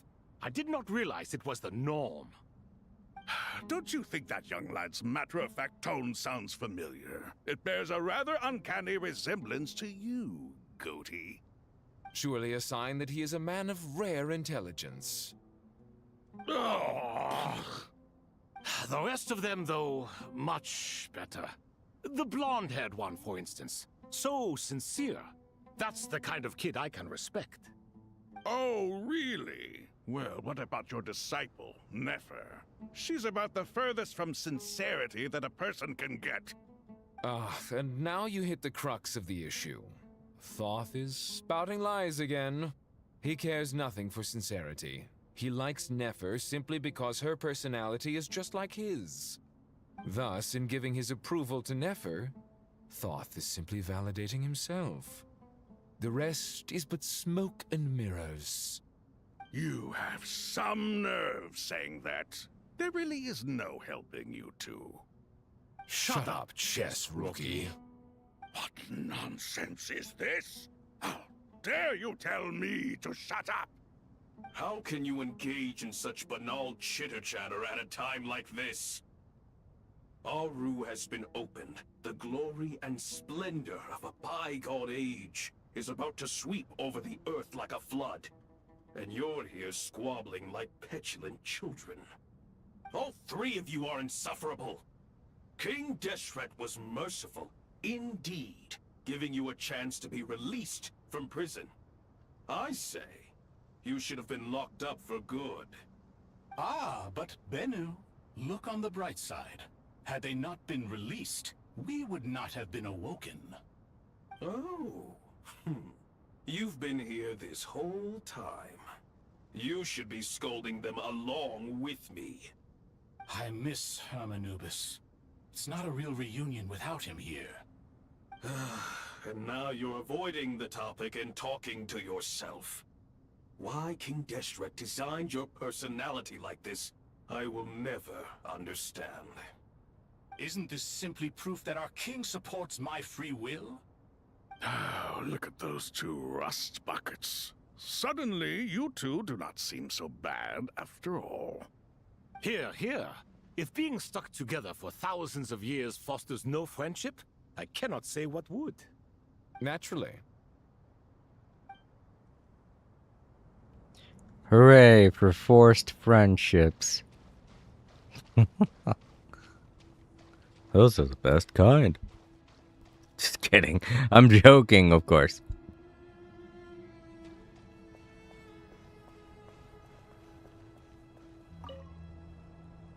How's it going?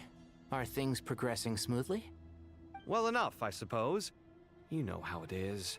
The work itself is only half the problem. The other half is having to work with Al-Haytham. I'm sure the feeling is mutual. Honestly, though, I thought you two had already worked things out. As if. Turns out working closely together is the best way to expose any tensions lurking beneath the surface. Besides, I just think that some people never change. Agreed. Case in point, you didn't make sure I was out of earshot before you started complaining about me. Old habits die hard. Actually, this is for your own good. Maybe if you spend a little more time listening to what other people have to say, you might actually realize that you're the problem. Naivete is another old habit of yours. I had assumed that you both volunteered for this project like us forest rangers. But now I'm getting the sense that wasn't the case. Definitely not. We were assigned to it by Lesser Lord Kusanali and Nephis. As much as I'd love to be doing normal work for normal clients, these Titan projects are all that's on offer right now. Though I'm sure they wouldn't be roping us in if they had any better options. Just goes to show how short-staffed the academia really is. I'm sure you've prepared yourself mentally, but I still feel the need to advise you to lower your expectations. It might make the process of working together a little less intolerable. I know! Same to you! But if you already understood that, you should also know not to say the quiet part out loud. Why don't you come help me with my forest patrols? Might help you avoid any further disagreements. Good suggestion, but unfortunately, differences of opinion will always exist. Changing the nature of the work won't get rid of them. For once, I actually agree. There is zero chance of us ever resolving our differences. Zero! But even so, the work must be done. Care for some coffee? I'm glad to see you making progress. Don't act so smug! It'd be nice if you made some too! I feel like even I've made some progress today. In the past, I never would have dared to try and mediate a conflict between you two while you're both right there in front of me. Apologizing probably makes it sound like I'm in the wrong, but... I'm sorry. I was just kidding. Truth be told, I don't have any work to do at the moment, so I'm just here to kill some time. How's Kale? She's studying with Nicole. I'm not sure how she's getting along, but she seems to be in good spirits at least. I wouldn't worry. Angelic affairs are probably above your pay grade anyway. I know what you mean, but Sino and I are still a little concerned for her. He said he'd go keep Kale company after he's finished training the mercenaries. I'm planning to join them myself shortly. Kale will be okay. Have faith in her. Even we can see how much more confident and outgoing she's become in these past few years. Thanks to you and Sino being there for her and providing guidance every step of the way, she can finally stand on her own 2 feet. On her own 2 feet. Does it feel bittersweet? Watching the younger generation grow up and move on? No, not yet, at least. I was just thinking, I wish there was more I could do for everyone. She'll be fine. Yeah, she will. Just try to relax.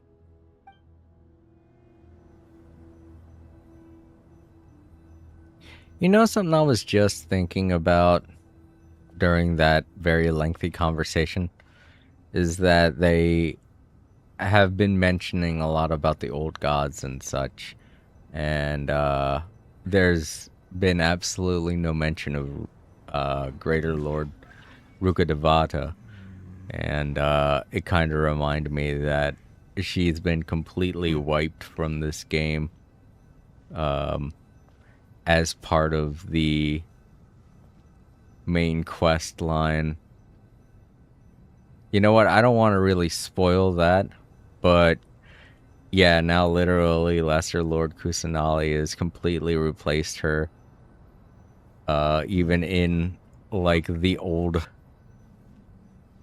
legends, even the 3 over there aren't talking about Greater Lord Rukkhadevata at all either. So that means like literally she's just been completely wiped, and that's sad to know that my character is the only one that knows about what happened. Someone that never even got to know her is the only one that knows she existed. It's very sad to think about. But I digress. If y'all want to know more about that, make sure to play through the game. Once you get through Sumeru, you'll know what I'm talking about. Man, Alhaitham really just does not want to talk to me. Wow.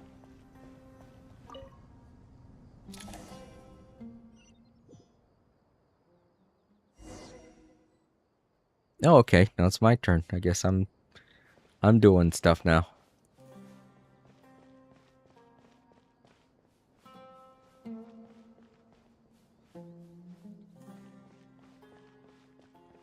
Oh yeah, that also reminds me there's like one other person that's been completely wiped from everyone's memories, and it's Scaramouche. Our hat guy, his real name.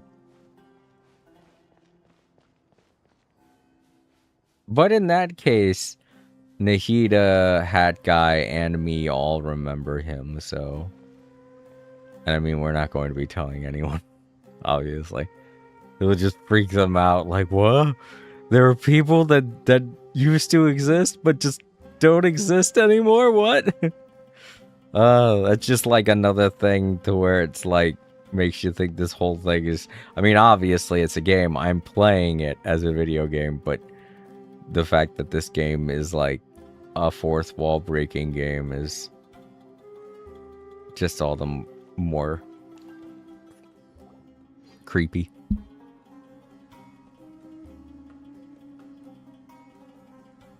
Traveler from afar, do you worry for the fate of Sumeru as well? Whoa! It's so big the Crocodile King! Greetings, Crocodile King. I like that.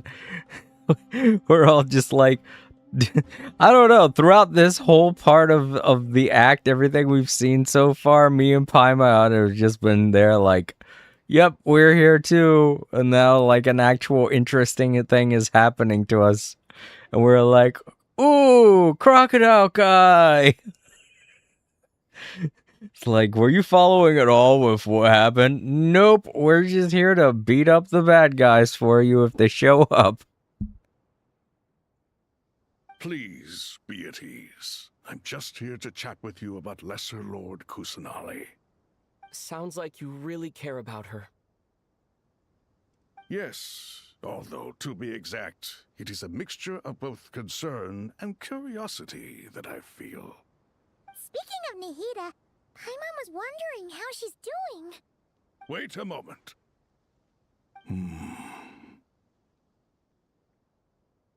What is it? I tried calling out to a pep, but there was no response. This can only mean that she is focusing all her energy on taking care of Lesser Lord Kusanali. All the gods who served King Deshret seemed super surprised to hear that a pep agreed to help Nahida. Guessing she made a bad impression on you or something. Are you aware of the history between her and our king? Okay, actually, I'm kind of... It was so vague when we were going through the story because of how, you know, much there was to it. And how it wasn't, like, just flat out explained in a normal way, that I'm kind of interested in hearing this part. I mean, technically, my character is aware of it, but me personally, I'm like, I remember this story, but it's like, it was so oddly worded that it was like an ancient, it was like I was trying to read freaking Othello or something, you know? I was trying to read something written in an old language, you know, ye olde English kind of thing, where it was like everything was kind of pseudo explained. There were subtexts that I just couldn't understand. So I'm going to say I'm aware, but me personally, I'm fucking clueless. You know what? I'm just going to be honest then and say I have no clue. The story begins a long time ago. Al-Ahmar was always a wishful thinker where the Dendro dragon was concerned. Without consulting her, he decided to list her among the 7 pillars, and declared his own power to be far superior to hers. That was when our king was at the height of his power. Ibis Goti and I were no match for him, and so we chose to submit and serve as his ministers. But not a pep. No, she never thought much of him. To a pep, Al-Ahmar's pride and sense of superiority were nothing but ignorance and hubris.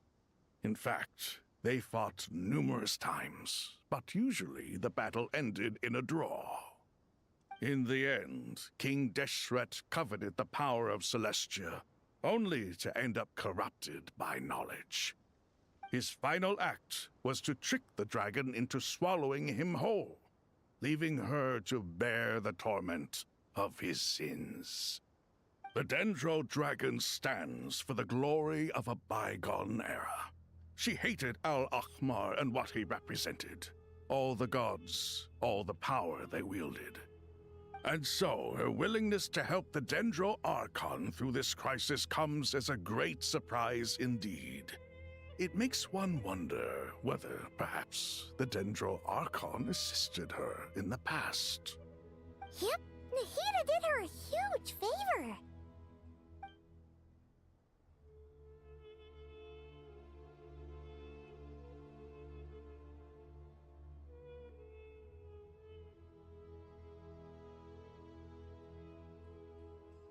So Lesser Lord Kusanali put an end to the Dendro Dragon's many long years of torment.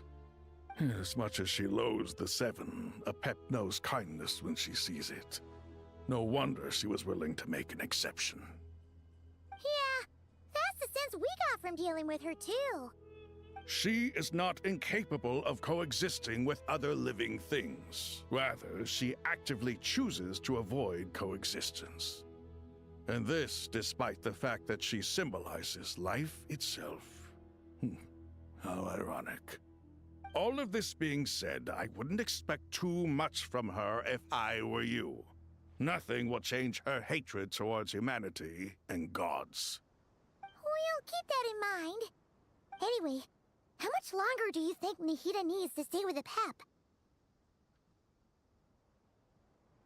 For all we know, the Fatui might still be in the desert. Just to be on the safe side, why don't we grab anyone who isn't busy right now and go look for her? I'm alright, Paimon. Huh? Was that Nahida's voice? It seems the treatment was effective. Since when do my deeds require your evaluation?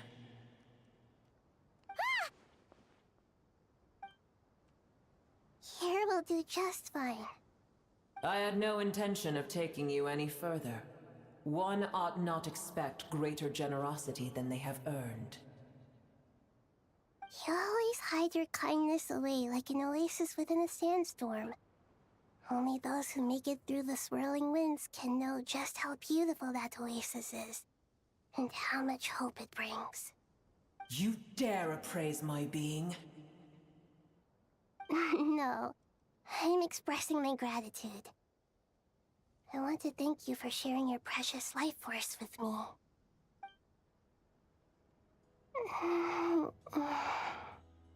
Awake already? You are more resilient than I thought. Pep. I feel much better. Thank you. Gods and their gratitude mean little to me. I would rather you give me your assurance that the situation with Irminsul and Sumeru's ley lines will be competently managed. If I suffer any ill effects from the ley lines, you, as the god of this land, will be held responsible. And you would not enjoy being held to account by me. I understand what you require, but I would assume this task even if you did not demand it. Sumeru is my responsibility. I must resume my duties as soon as possible. A farcical notion. God of Sumeru, I hope you realize how unextraordinary your strength is. And yet, maybe it is precisely what defines me. A god of wisdom is not meant to rule by force. Then hold steady. We go forth. Well, I'll be. Is that a pep? Do my eyes deceive me? Of all places, the Dendro Dragon has decided to visit the mausoleum of King Deshret? I see that after all this time, El Ahmar's menagerie of ministers remain as vile as ever. It's a pleasure, Dendro Dragon. Had you arrived but a little sooner, you might have attended a meeting of the Seven Pillars. What a nauseating thought. You are not the first insects I have had the displeasure of dealing with today. A swarm of them tugged on my tail on my way over. Goodness knows what hovels they crawled from. Why do all the creatures of this world remain so lowly after all this time? What did you do with them? I cast them away. What would you have me do? Keep them as trinkets? Boer, this is where we shall part ways. To be clear, I do not wish to see you or anyone else here ever again, unless absolutely necessary. Then I wish you peace as you return to your dwelling place. It matters not to me. Simply refrain from bothering me again.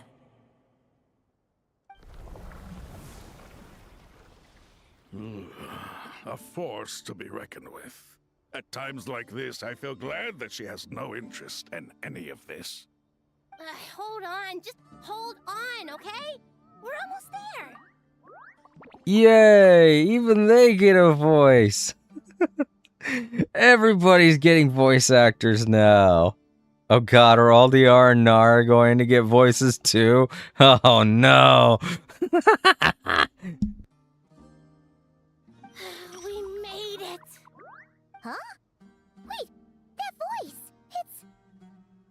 Uh-oh, I'm gonna fall.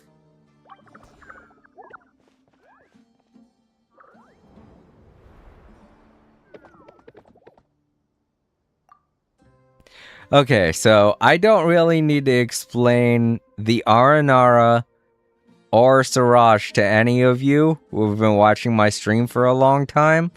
I did all of the Aranara stuff and everything for Siraj on stream. So if you want to know more about them, you can go watch that stream. It's a while back, obviously. I don't remember which number it is, but it was from a very long time ago. So, a lot of the stuff with Jet and the Jinn and everything with King Deshret, I had to explain that because all of it took place during Jet's immense storyline, which I just did not stream. I didn't stream it at all.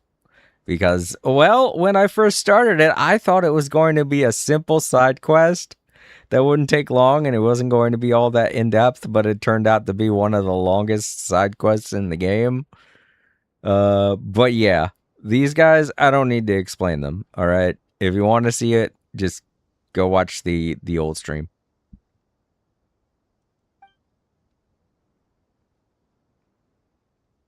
Well, that's a relief. A pair of safe hands indeed. The Dendro Archon's familiars. They are the last thing I expected to see here. Huh? Wait, what are the Aranara doing here? Don't you guys hate the desert? Obviously I was worried about the Dendro Archon. I've been supporting them with my Pari powers the whole way here. Oh, you seem pretty nervous. Is it because there are too many people around? Not just people. It's all these non-human beings, too. It's hard on them. I can't believe you made such a long and dangerous journey just for my sake. I appreciate your support so much. Thank you all. I'll have to ask everyone to wait while I help our new arrival settle in. Once I'm done, I'll gather everyone to discuss our next steps. Traveler, Paimon, shall we find a place for our friends to stay? Awesome! Let's go! Well, first I have some questions.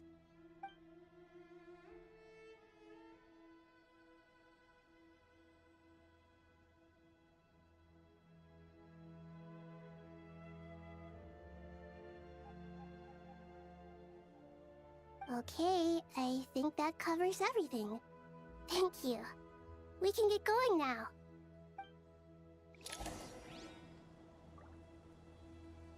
Hooray, the Aranara are back. Oh, God. Obviously, this isn't all of them. We had to deal with way more than this. These are just the most prominent. This one right here, 100%, is the most, the one that you see the most. Oh, I can't talk to them.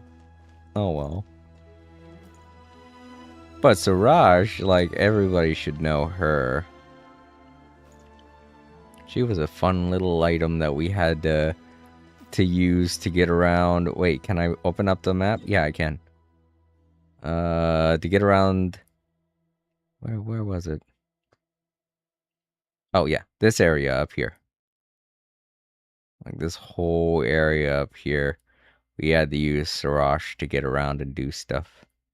Oh, I think over here too. Oh yeah. It was like this whole entire area right here was a brand new area where Sarash played a crucial role in getting through all of the side quests and everything to do there.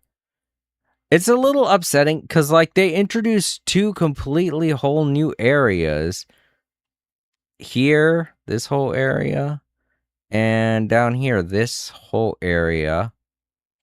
And those two brand new gigantic areas didn't have any main Archon related quests to them.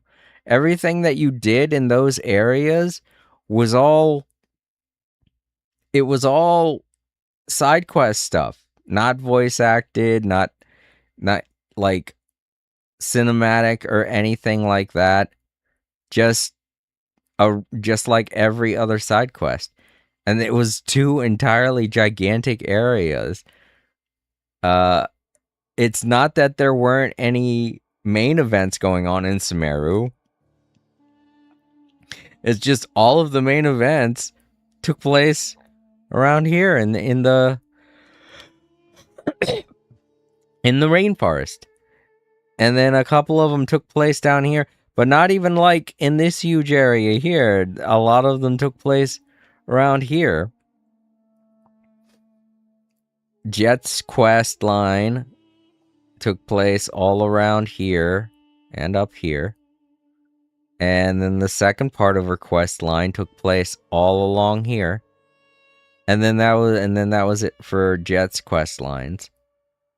And then all this area up here is everything that we had to do with Sarash.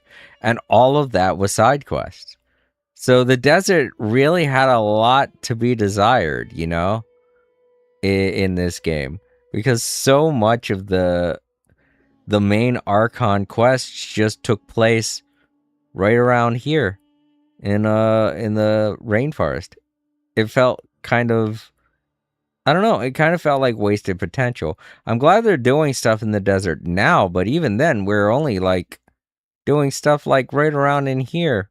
Not really in the even bigger areas of the desert. I mean, I know all of those side quests that took place in the desert were huge, very long, expansive side quests, but I'll just say it again. It's really like, they were really great stories, and they're just brought down so much by the fact that there isn't a lot of cinematics and voice acting in them, you know? Because they were so good. I'm glad we're getting to see the characters and that they're getting some acknowledgement in the main quest, you know?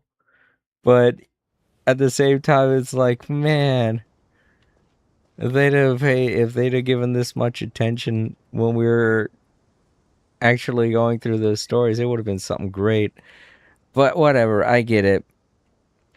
They probably just did not have the resources back then.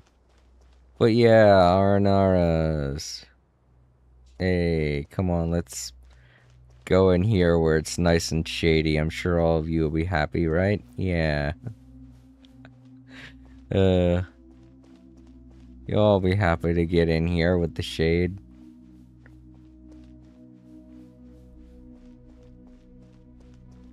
They're still following me? Oh, they're just...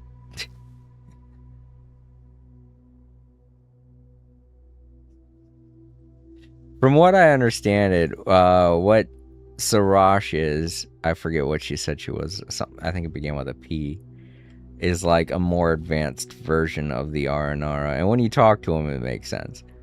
They're both kind of like similar in a lot of ways, the Aranara and Sarash. But Sarash are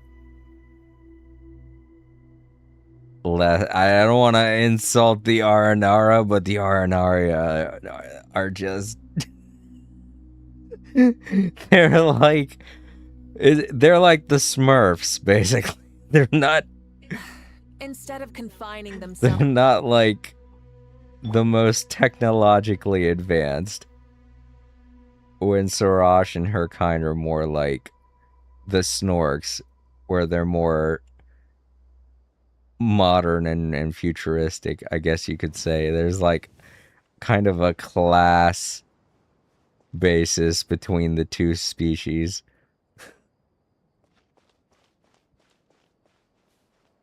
I think they even acknowledge it in Sarash's story. Luna Douglas said, Hello, Luna. Hi, bro. Luna Douglas. Is that who I think it is? Can I ask you a question? Oh, you must be a different Luna. I thought you were another Luna that I remember from years ago. But hello there. Unless it is you. The Luna that used to visit my stream often. If you are that Luna, then oh, it's so good to see you. Welcome back. But if not, then I'm sorry, you're a different Luna. But welcome to the stream regardless. I guess you could ask me a question as long as it doesn't have anything to do with selling stuff.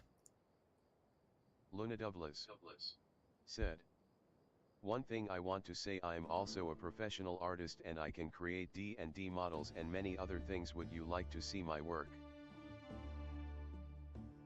No, sorry. Nothing like that. Like I said, no soliciting or whatever that is, whatever it is that it is you want me to look at. Sorry.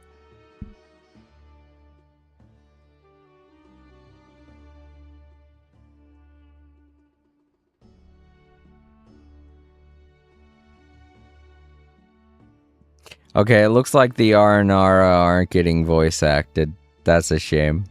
And like I said, I'm never again going to read anything for the Aranara. So y'all can read that on yourselves.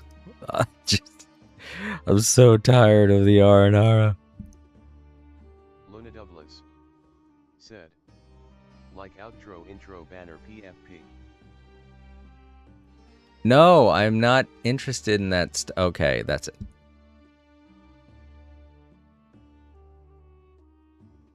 Luna Douglas said, overlays.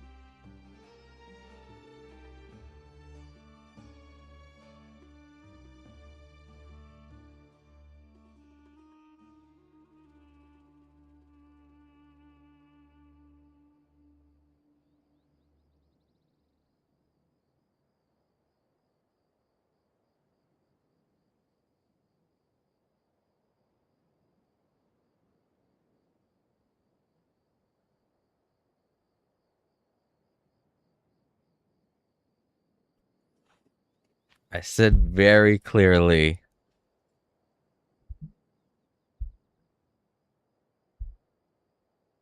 And I say it every single time, no soliciting.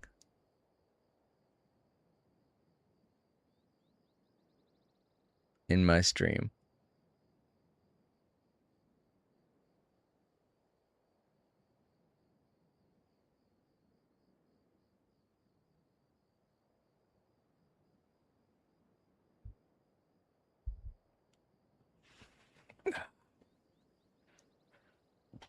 So once again, I'm going to say it. Anytime anyone's soliciting in my stream, that's an automatic ban. It is not to be tolerated.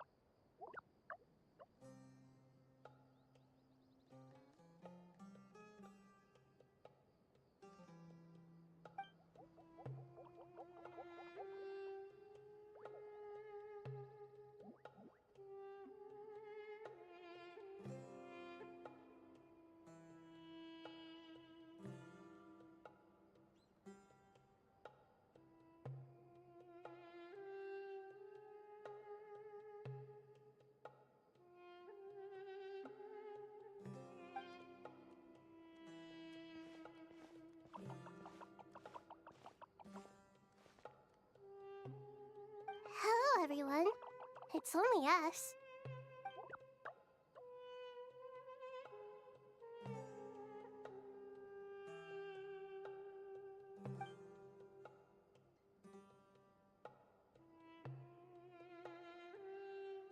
It must be very tough for you coming all the way out here, especially since you don't like the Voluka. Is everyone back in Vanarana doing well?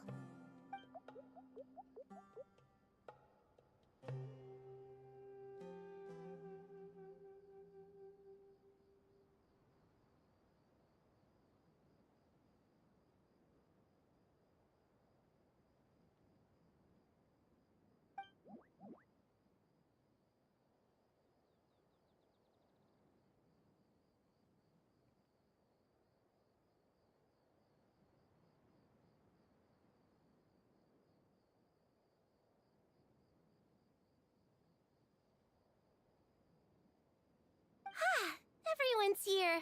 Good. Are you okay? You look like you were about to pass out back there. Then you're forgetting who I am. Don't underestimate me.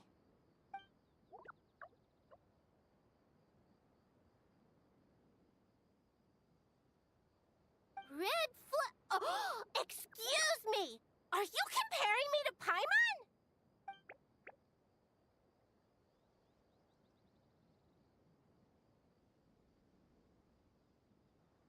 I suppose everyone is gathered here because of me.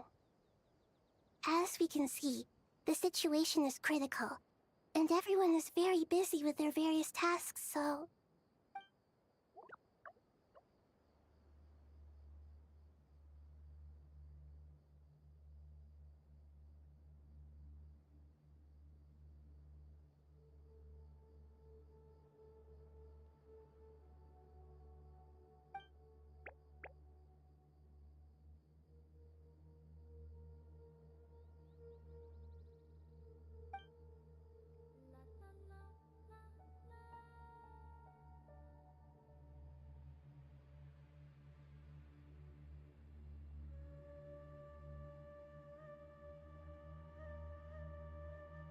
I can't thank you enough.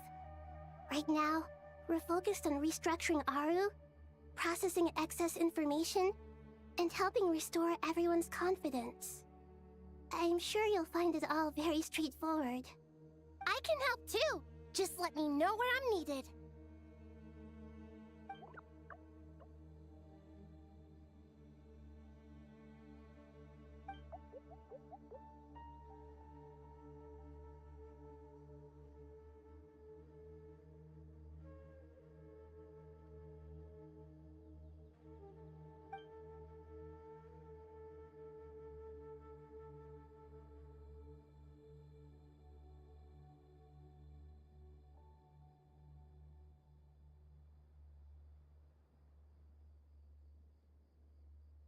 Up to no good?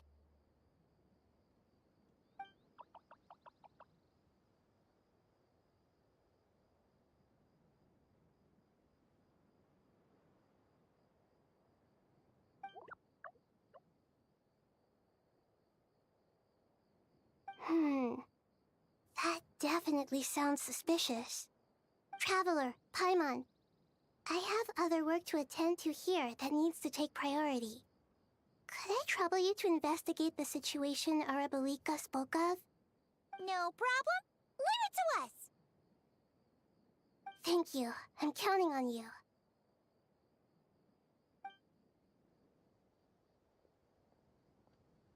There's one other thing. If you are to work alongside the people of Sumeru, you will need to make yourselves visible to them. Is that acceptable to everyone?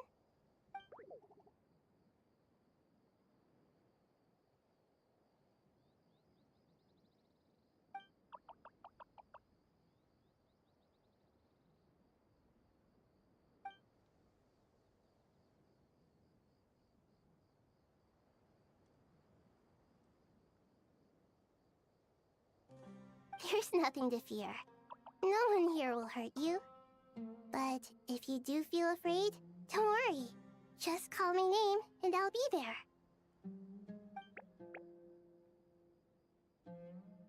Very well.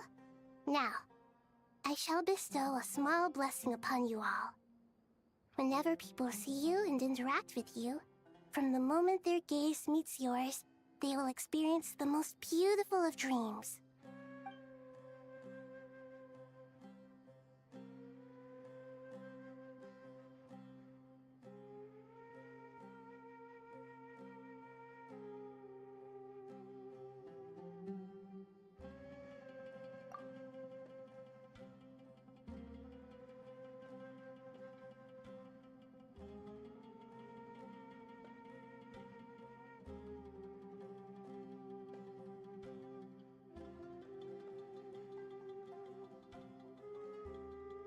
Ah, jeez, Nahita's giving us some of that good kush.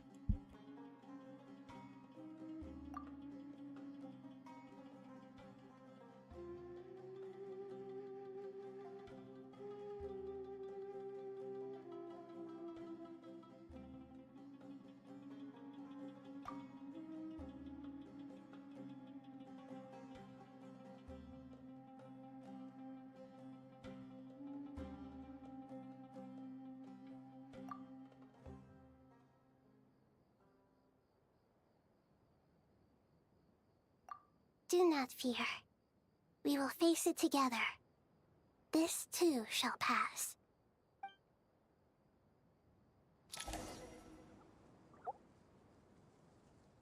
Alright, now we can talk to the Aranara. But they won't say much. Arabalika. Oh, right, we're supposed to be taking them with us. Once again, like I said, I'm not going to be reading any of this. But they... keeping it keeping it on autoplay is good because it gives you guys enough time to pause to read whatever it is they say.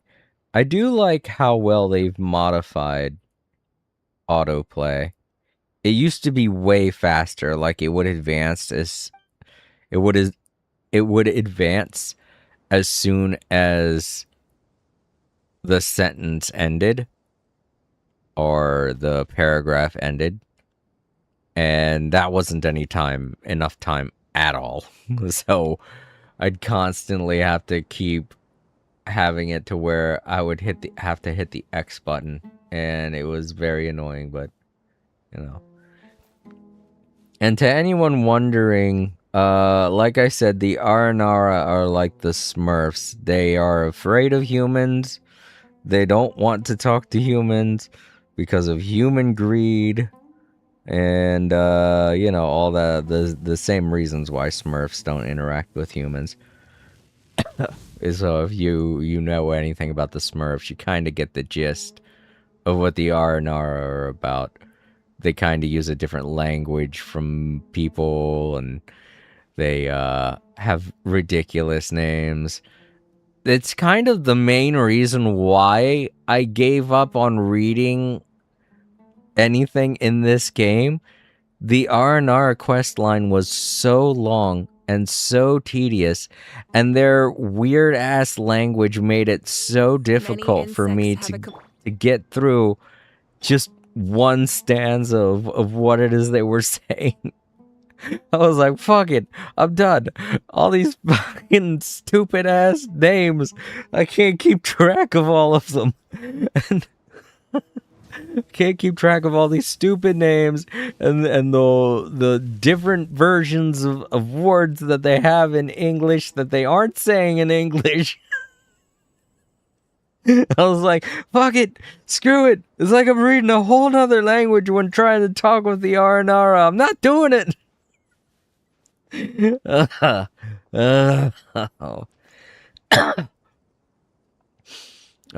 wasn't just that too. It was that was also back when Genshin Impact servers were really bad. So I was having connection issues. And the connection issues were making it difficult for me to keep the stream consistent. So there were like a number of reasons why I blew my top that day. But the main one is the fact that this game just goes... It just takes forever for a single line of dialogue to reach its conclusion. Alright. Well, I don't think we're going to be talking with anyone around in here. They all look like regular NPCs, so... probably just gonna advance.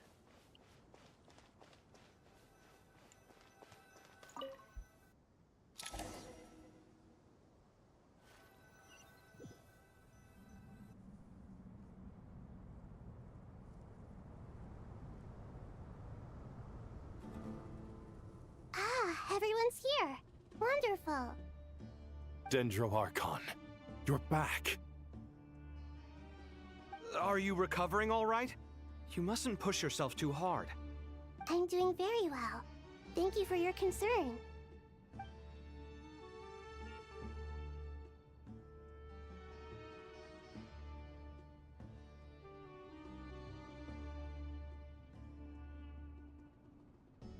I see.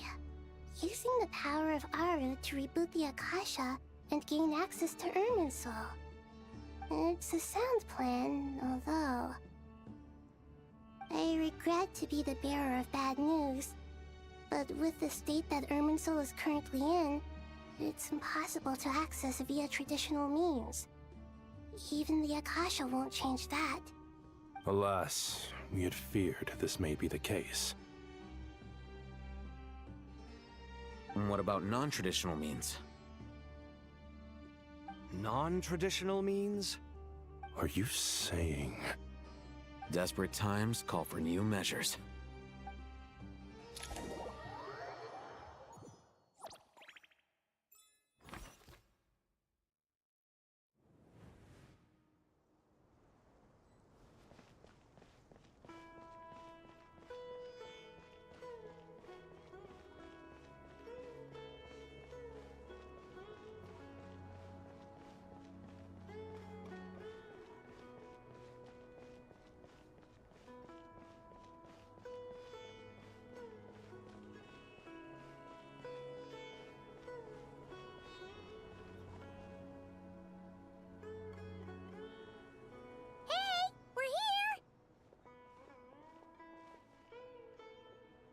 Ah, it's you. Is there a situation?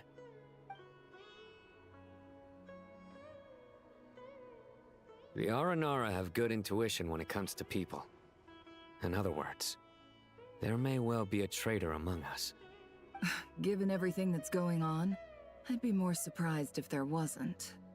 Miss Nefer, as a professional intelligence broker, I trust you have a solution? Not one that I'm willing to volunteer. What's in it for me? Let's say I'll treat this as a pilot project aimed at expanding your intelligence operations. Whatever business you're in, an avenue to demonstrate your abilities could never hurt. I like the sound of that. Glad we're on the same page. Given that you rarely set foot in Sumeru, practically no one at Caravan Rebot knows who you are. I take it you've read the files on everyone in the area? Yes. I also skimmed the list of evacuees, and am more or less up to date on where everyone stands. Any initial suspects? Limiting the scopes to males whose recent activity could be viewed as suspicious. I've identified 3 names. The Aranara saw 2 people talking, but currently we only have 1 suspect. The other person was probably just a messenger, and in all likelihood has already left Caravan Rebot. Everyone is heading for the desert per the evacuation order. Anyone willing to turn back at this stage is almost certainly with the Fatui. There's no way it was a spur-of-the-moment decision to act at a time like this. This spy must have been planted long ago. We need to smoke him out from wherever he's hiding. Sounds like you have the beginnings of a plan.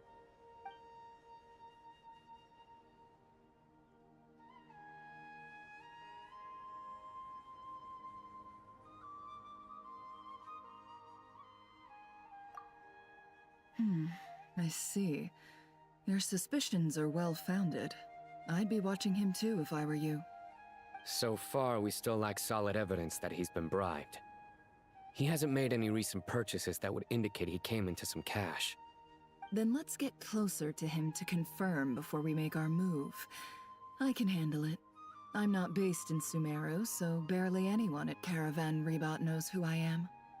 And you're certain you've never encountered this person in Nodcry? I'm certain. Besides, it's extremely rare for me to have had any direct contact with Sumeru mercenaries besides Jet. There's no way he could have seen my face before. Sino, stay out of sight and wait for my signal. If he raises any red flags, I'll bring him toward the main road. Understood. I'll take it from there. Excellent. Well, it's a pleasure working with you.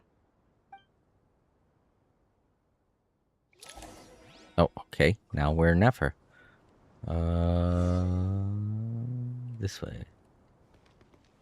Okay.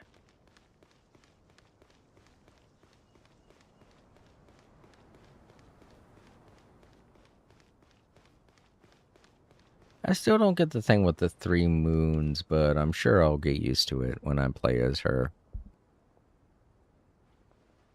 Darker skin, scars, frequents the desert and has ample combat experience. Nothing unusual about how he dresses or acts. What's that he's looking at? A coin. Interesting. Could that be how his contact paid him? Conveniently discreet for someone trying to hide any unexplained income. And yet it could be highly valuable. Sorry to bother you. Has everyone here already left? I don't suppose you happen to see a lady wearing a hat? Ma'am, what are you doing in Caravan Rebot all by yourself? The main group evacuated some time ago. Didn't you pass them on the road? My friend and I lost some of our cargo along the way. I didn't want to miss out on potential business, so I told her to go on ahead and meet the client while I retraced our steps. I didn't think it would be so late by the time I found it. And then there was a terrible sandstorm. I guess I must have taken a wrong turn, because I didn't see any large groups on my way here. Forgive me for asking, but just to be on the safe side, could you describe this friend of yours? Sure. She has blonde hair, and she was wearing a hat and a white dress. You'd definitely know if you'd seen her. Yes, I think that does ring a bell. Ah, my apologies. During this exceptional time, the Core of 30 are under orders to be extra cautious when dealing with unknown people, whoever they might be. I understand. Well, sir, is there anything else you need to know? If not, I'd better try and catch up with them. Hey, wait! They left a good while ago now. You'll never catch up with them on your own. Why don't I give you a ride? I'm here to collect the last few people anyway. We have plenty of carts, so one more won't be a problem. That would be amazing. Traveling with a group will be much safer. I'll have to pay you for your trouble. Hey, let's not worry about the money for now. Wait here a moment. Once I'm done packing up, I'll take you to join the rest of the group. All right, thanks. Let me know if you need a hand carrying anything. No need for that. I'm strong enough for both of us. Okay. Well, I wish there was some way I could repay you. Guess it's my lucky day, running into someone who knows what they're doing here. You might have just saved my life, you know? You're not wrong there. I mean, what kind of cargo is so important that it's worth risking your life to get back? I hope for your sake that it's priceless. Actually, I suppose I can tell you, since you've been such a big help. But be sure to keep it to yourself, or we could both be in big trouble. Oh, really? Sounds mysterious. We're in the antiques business. You understand? Some of our goods aren't acquired through the most legitimate means. We have to be very discreet when we're selling them. That's why I had to go looking for the missing cargo alone. Ah, no wonder.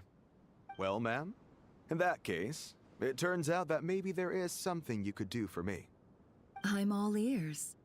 But to be clear, our commission isn't cheap. Think carefully before you ask. We don't want to ruin our relationship before we even hit the road. I'm sure that won't be a problem. My issue is, I have something that's a little difficult to sell on as well. Take a look at this.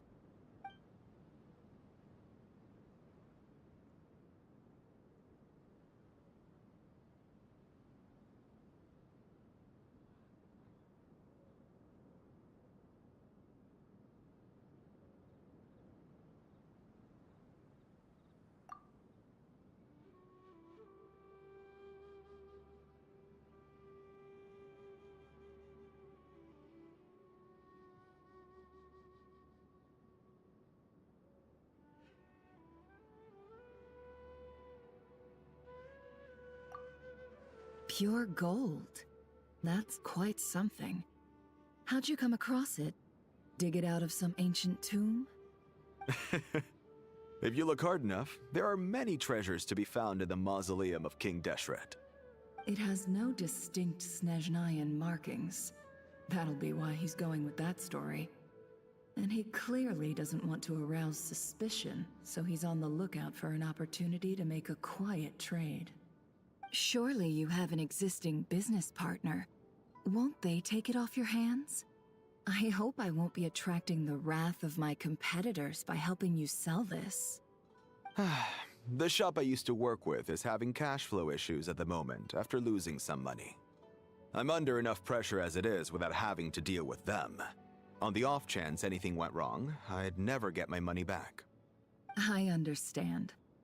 Gold is the last thing that traders with cash flow problems want to see. Well, in that case, I think we can work something out. As it happens, I'm just about done packing. Shall we make a move? Sure. Let's walk and talk. This evacuation was a huge operation.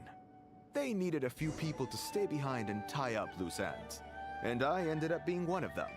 You're lucky you ran into us in time. I certainly am. I don't know how this happened. One thing led to another, and look how it ended up. I just hope our client doesn't get spooked and cancel their order. Fingers crossed. But either way, life goes on, and we all have to make a living somehow.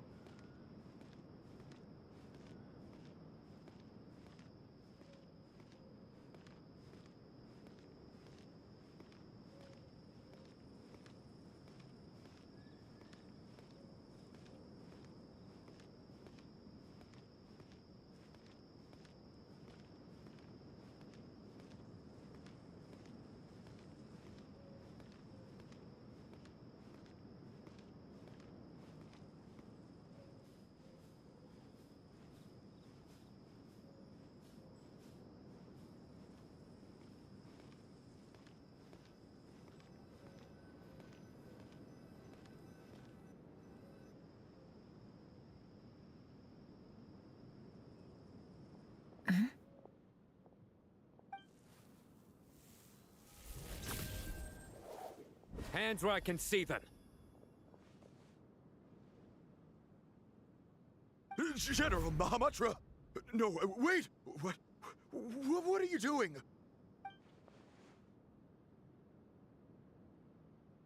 This is the coin? Good. Sadly, you won't have the chance to spend it. Nicely done. Looks like Sumeru's Matra are a well-oiled machine nowadays. Unmarked gold coins are quite difficult to trace. Thanks to you, we have secured the evidence. Here's what's gonna happen.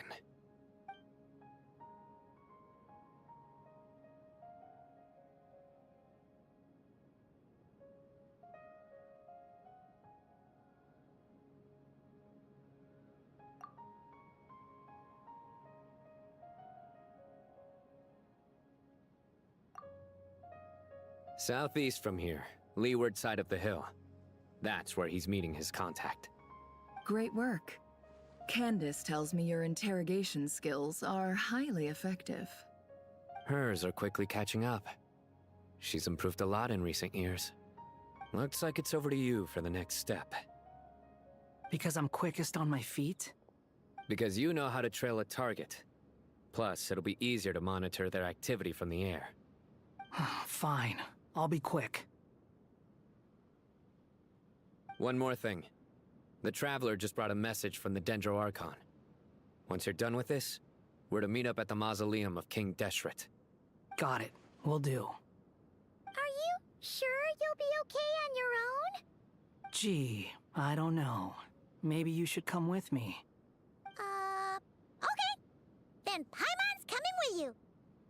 Really? You do know this is a stealth operation, right? Meaning, you have to be quiet? Paimon, are you sure about this? Well, Paimon at least wants to give it a shot. Like everyone says, if you never try, you'll never know. Besides, being the best guide into that has to count for something. This should be a piece of cake. Fine. Join me if you want. But be warned. If anything goes wrong, I'll have to gag you and shove you into a bush. No need! Paimon will be super careful. Promise! Good. Then what are we waiting for? Let's go. Ah! Coming!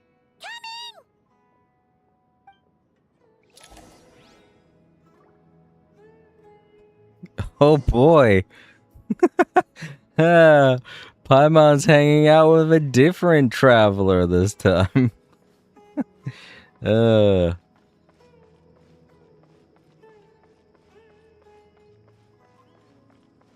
Looks like Java's going on his own adventure with Paimon.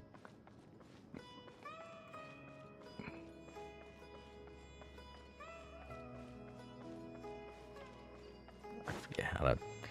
Whoa. There we go.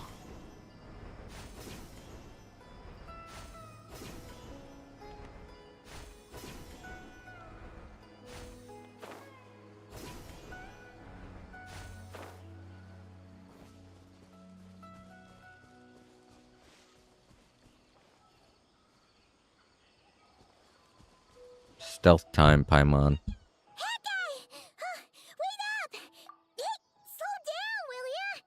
Paimon, what did I just say?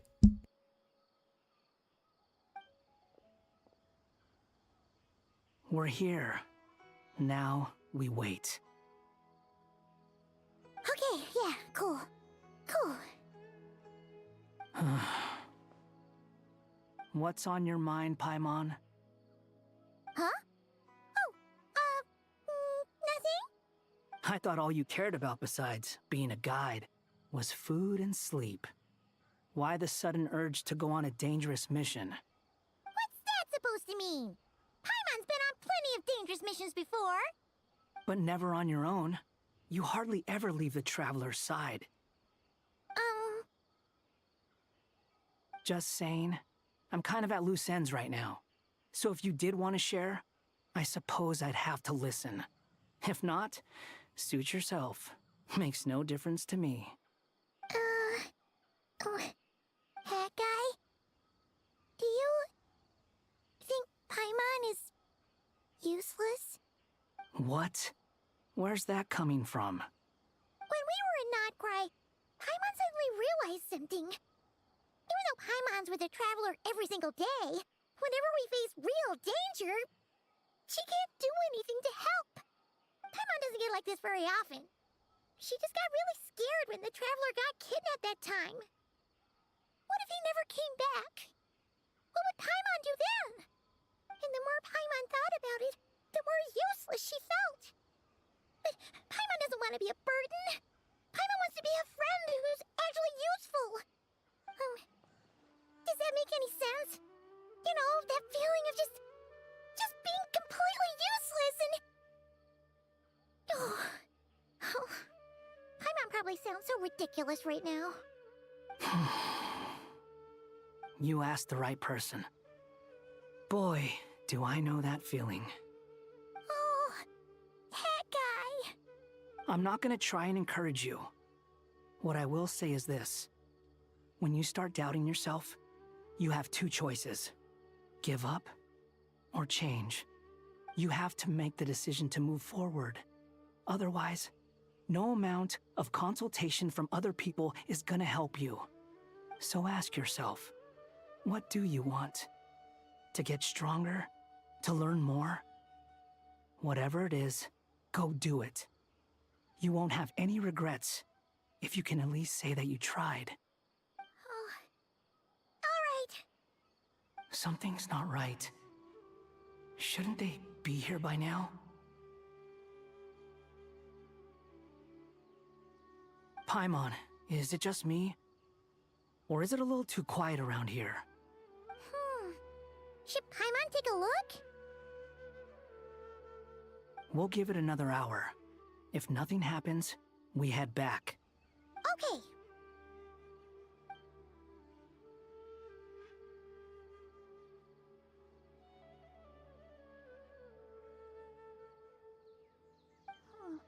How strange. We've been here for ages. Where the heck are they? Have we been stood up? What is it? Did you think of something? Something feels off about this whole situation, but I can't quite explain why. We know for sure that the guy Sinocot had something set up, yet somehow his contact is a no-show. So, either the handler got caught, or, more likely, they decided to cut our guy loose. But how would they know to do that? Wouldn't they at least send someone here to check things out? That's the problem. They couldn't possibly know what's happening here. Unless... This feels all too familiar.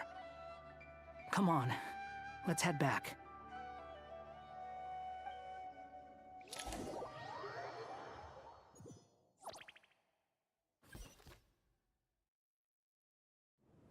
Even though this isn't a formal meeting, I'd still like to start by saying how grateful I am to each and every one of you. Thank you all for coming here and standing by our side. Shesipang and Bennu are currently assisting the scholars with the maintenance of Aru. Please forgive their absence. As for Hermanubis, may he rest in peace. We remember him with great fondness. There have been times when I imagined what it might be like to meet you all.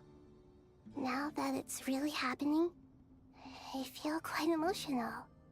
Time has taken many things away, but that which remains is all the more resilient. I must say, there is one thing that rather surprises me. You appear to be in good spirits, Lesser Lord Kusanali. But even so, I can sense that the life force given to you by the Dendral Dragon has far from fully resolved the problem of your vitality. Oh no! So even a Pep's power didn't work? Don't worry, Paimon. It worked very well indeed. The issue is how closely I'm tied to Irminsul. Until the problem with it is resolved, there is no way I can fully recover. Sumeru has undergone tremendous changes during her absence. When gods pass away, inevitably, people's faith in them grows weaker. You must have sensed it already. Your power is not what it once was. Regrettably, this is true. I too have grown weaker due to the effects of Irminsul. Right now, we're all in quite a sorry state. Then what do you suggest? We take all the help we can get. Sumeru is our shared home. You and I, gods and humans alike. We must unite all our strength in this moment. Though Al-Ahmar is no longer with us, the alliance between the three gods remains in force. Regardless, as subjects of our king, we have a responsibility to support Sumeru through this catastrophe. Not to mention that it was the people of Sumeru who released us from this prison of Aru. Times have changed, and the people of today possess greater wisdom than those of the past. You really know how to give a rousing speech, Goti. Now then, let us learn more about your plan. The brightest minds of the Sumeru Academia are busy opening and renovating Aru. They claim it has something to do with Irminsul? Correct. Irminsul has existed in Teyvat since the very beginning. But during the Age of the Dragons, it did not possess the significance it holds today. after the heavenly principles arrived, the power of the Light Realm was divided into elemental energy, and Irminsul was refashioned as a device that records and preserves all information. Since then, everything in this world has been inextricably linked to it. As the Dendro Archon, I have a duty to protect Irminsul. To Sumeru, it is both a national treasure and undeniably a major threat. Tevad has seen many upheavals in the last few years. The most recent of these was a major crisis in Notcry, which forced Sumeru to be even more vigilant than usual. I made sure to monitor all the pathways through which an outsider could potentially transmit themselves into Irminsul. But despite my efforts, a major problem still arose within. I still believe that someone has actively invaded Irminsul. But rather than taking any of the pathways I referred to, the intruder chose instead to utilize the most direct route, and the only one that cannot be protected against, by entering Irminsul through death. I see what you mean. You cannot simply stop all deceased souls from returning to the ley lines because of a potential invasion that could occur at any time. That's right. As important as it is to guard against external threats, I couldn't allow myself to stop the souls of the departed from finding peace. Please, understand how difficult this predicament was for the Dendro Archon. Defense has never been an easy task. After Irminsul was invaded, my authority was quickly restricted. Soon after that, the tree began denying access to any connections. I'm sure you feel responsible, but you are not to blame. No one can predict every possible disaster. There will always be trials and tribulations for the world to endure. But the people of Sumeru should not have to endure this. We must find a way to break through the lockdown and connect to Irminsul. And this is why you need Aru. Yes. The only thing in Sumeru capable of rivaling Irminsul in terms of overall function and performance is Al-Akhmar's legacy, Aru. All I managed to do before falling into a coma was make some minor adjustments to Irminsul. Using Aru is a last resort, and a move that comes with enormous risks. The Scholar's initial plan was to borrow Aru's power to reboot the Akasha, then use the Akasha to connect to Irminsul and investigate. Unfortunately, Irminsul has suffered far greater damage than they first thought, rendering that plan futile. To rise to the challenge, we had to resort to a more extreme and far costlier means. This has led to a number of new contingency plans. To reclaim Irminsul, our brightest scholars have made further modifications to Aru with multiple goals in mind. I thank you all for giving them your blessing in this endeavor. Human wisdom has clearly improved over the millennia. You have not only our support, but that of the Jinn, the Aranara, and the Pari. Together, we will do everything in our power to save Irminsul. By the way, when you spoke earlier of an intruder, it almost sounded as if you knew who you were dealing with and what they were capable of. Well, since you ask.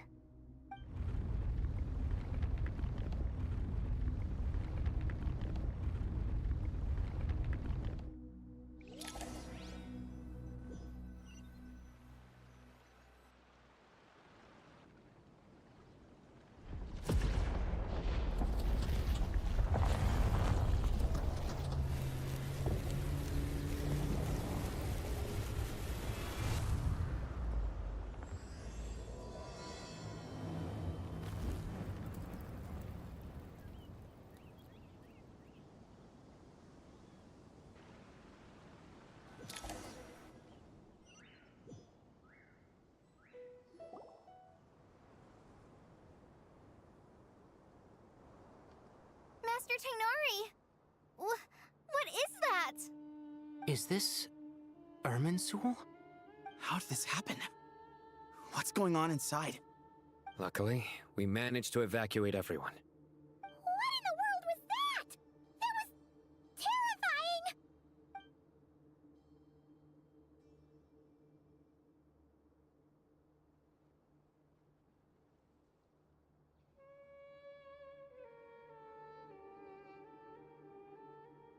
Oh my.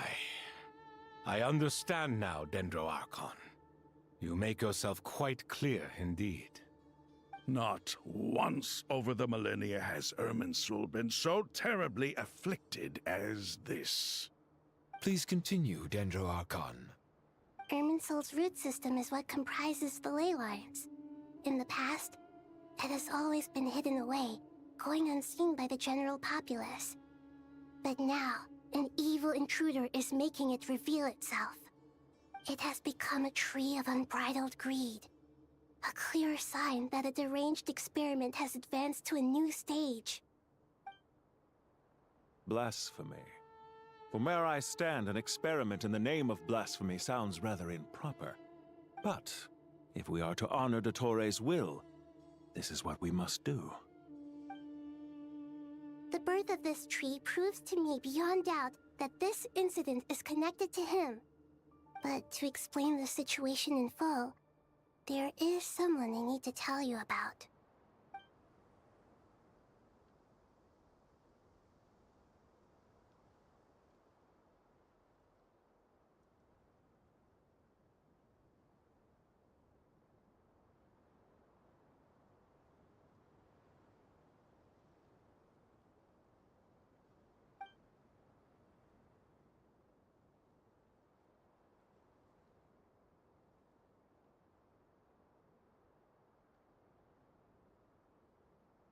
Zandik.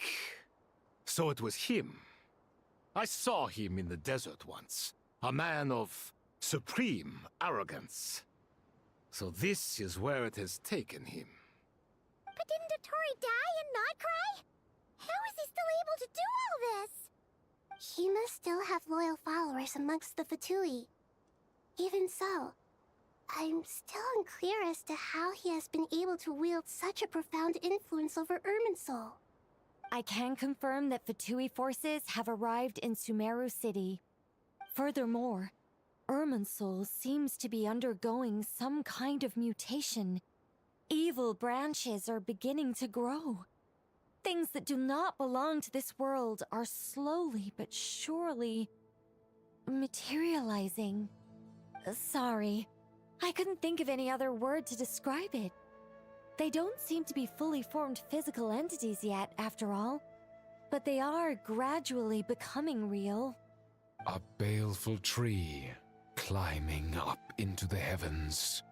Speaking of Dottore, I have some information on that front as well.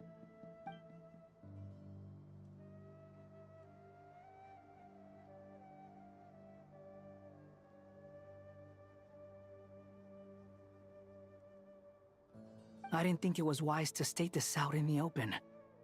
But my theory is, the mole wasn't cut off after he was caught. They wrote him off from the beginning. You mean, the Fatui never intended to follow through with him? Then why plant a mole at all? It's hardly a conventional strategy, and the rationale behind it is pretty twisted. But as it happens, I know someone who works exactly this way. And when it comes down to it, his goals are very simple. He just wants to confuse people, so they can't figure out what he's up to.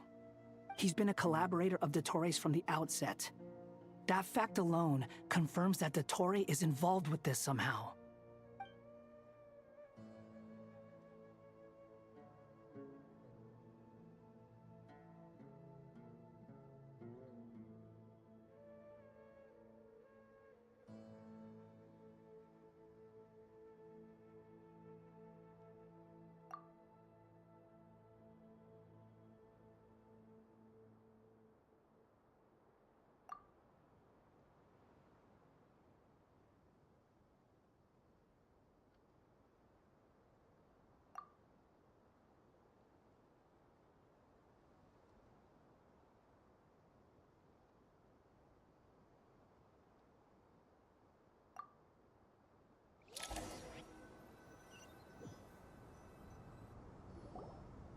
There is still much to be done. Everyone, please remember our core strategy. As per the discussions, the following groups must act immediately. Mr. Al-Haytham and Mr. Kave, The next phase of the Aru renovation project must begin right away. Godspeed to you both. We'll give it everything we've got. The plan looks feasible, but the implementation will require certain resources. General Mahamatra Sino and his team will help to procure the materials required for modifying the terminal. No problem. I've already spoken with Sethos and Hat Guy, and they've agreed to assist me. This kind of thing is best left to the fleet-footed, right? Hat Guy? If it's efficiency you're after, we're the right people for the job. Following up on the elemental energy amplifier we discussed, Ms. Dory, I assume you're the one most familiar with the status of this project. Aside from the Dendro Archon, of course. Yep, that's right. Leave it to Lord Sangama Bay. Got it. Well, I'd like Madame Farazan, Kale, and Nicole to support Dory on the technical side. You can count on us. Will do. Rest assured, I'll take good care of Kale. Dia, Candace, and Nefer, you'll be in charge of negotiating between the various parties. I trust you remember our goal. You bet. We can handle it. Good. I believe that covers everything. Tainari will provide ad hoc support as needed, if that's okay. Poor Tainari. Must be tough being Nephis' student. Getting bossed around all day, every day. Hey, don't try and drive a wedge between us, you old rascal. All it says to me is that Master Nephis has faith in everyone's abilities. While I'm nominally here as backup, I doubt there will be many situations where my help is needed. Exactly. Finally, Traveler, you and I will head to the border between Sumeru and Natlan. Once that task is complete, I'll be asking some of you to accompany me to the Eternal Oasis. The Eternal Oasis? I thought that was just a legend. So it does exist after all. Oh no, we're going back to the place with the super sad music. Regarding your trip to Natlan, under normal circumstances, a meeting between our two nations would be a far more formal affair. Unfortunately, Sumeru is all but completely cut off from the outside world at present. So regretfully, we won't be able to give the Pyro Archon Mawika the grand reception that she deserves. My apologies for the inconvenience. No point putting too much pressure on yourselves. That goes for everyone. Right. Especially you, Dendro Archon. I'm sure you're still feeling quite weak. Don't worry about me. The Dendro Dragon's life force will sustain me. Plus, we'll be there every step of the way. Nahida will be just fine. Yes. I believe in myself. And I believe in every one of you. Well, time to get going.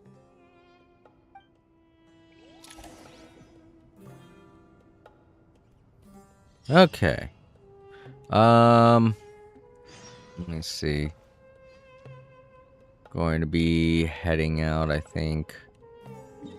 Going to call it a day. So yeah, we're going to be going back to the Eternal Oasis, which is right in the middle here.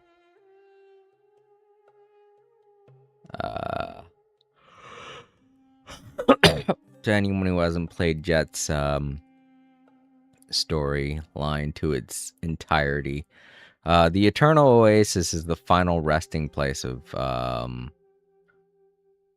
the God of Flowers, and where King Deseret was driven to madness after her death. It's an area that is frozen in time. Basically, King Deseret had the area sealed up, and he froze the entire land in time to hopefully be able to reverse the death of his beloved. But, you know, it didn't happen. And eventually the whole area just kind of stayed like a picture that you could walk around in. But the one thing I have to emphasize is that the music there is like super sad. So. But I'm getting tired now, so let's see, how do I get out of here? And then last saved within 3 minutes. Yeah, I can confirm we can leave out of here. And then carry on with the rest of the story next time. I know I have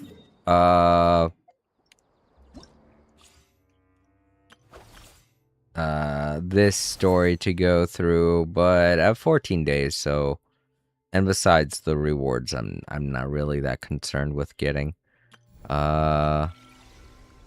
Same, I have 14 days with this as well. Those are rewards I kind of want a lot more. So next week we'll finish this story up, and then the week after we will take care of this story. If this story wraps up very early next week, then I guess I'll do this, you know? Because this will still be available. A little bit of a challenge to end things off. But yeah, we'll cover the rest of this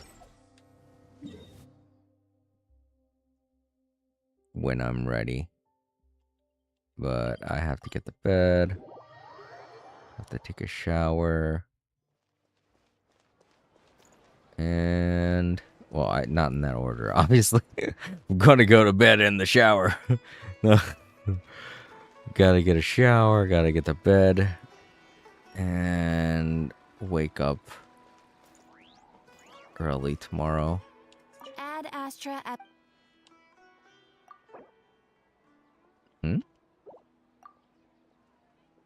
Did I not do enough to...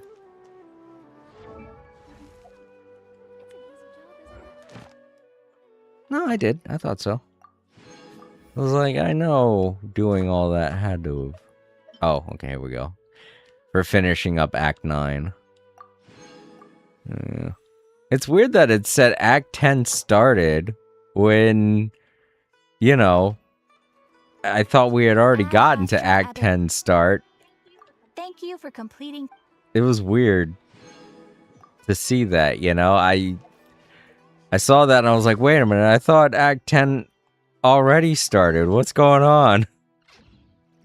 Yeah, just odd. I don't know. But yeah, we'll continue that next week. I have no idea how much further we have to go. Oh, but we definitely have quite a bit more to go. So, I'm sure I'll be happier if I was to finish it up next week than I would be if I tried to stick it out and finish it off now, because I'm just getting way too tired. I'd end up being grumpy. I don't want to do that. Alright, let's get back to the title screen. Okay. I had to pop out of Restream because Restream, to the people who, if any of you out there are working on Restream, are work with Restream, I gotta tell you, you guys would benefit so much if you had an app, you know, like a control panel app that people could access to just get quick access to what you have as a web service. Because as it stands right now, I keep having problems with your web page, and it keeps freezing, and when it does, it causes the preview to freeze, and for my phone in particular, when that happens, the phone shuts off. So I have to swap over to something else to make sure the stream's still functioning perfectly fine, because OBS's stream information isn't all that... it's there, Don't get me wrong, it has it, but it's freaking tiny. And my laptop is on the other side of the room. So it's like, I squint just to try and see. I can't read any of it. So I like to have something really close by so I can look over and see a preview of what's going on to make sure that the stream's still functioning perfectly fine. And that's Restream. That's what I use to get the preview going. But I guess it's because it's running on a web page. But because it's running on a web page, it just constantly freezes. Meanwhile, when I open up the Twitch app, that functions perfectly fine. So I'm thinking if you guys at Restream created an app, it would probably function way better than having to use your web page as a control panel, basically. All right, so even though you were quite rude, I would still like to thank Luna Deviz for stopping by. As I state to everyone who shows up here and tries to sell stuff, do not sell things here. Do not come in and try to sell your stuff, especially not artwork or anything like that. That's incredibly rude. And that'll get you an immediate ban. Of course, I would definitely like to thank Time Lords for stopping by. It was good to see you again, buddy. I'm happy that you're enjoying the new story and stuff. But, you know, like I say, no spoilers. But yes, thank you for not spoiling anything. Very kind of you, Time Lords. And thank you very much to Queen Day and Night for hanging out for as long as you did. I'm glad you enjoyed the stream, and I'm happy you got Laoma. Thank you very much for letting me know everything that's going on with you. I'm glad you're having a great time with the game. And Laoma's pretty fun. So, definitely enjoy playing her character. Let me see. Oh, no, nobody else showed up. Okay, that was it. To anyone who is new to the stream, I noticed that I did get a couple of new subscribers over on YouTube, but you guys are set to private, so it's not showing up for me. Hold on for 1 second.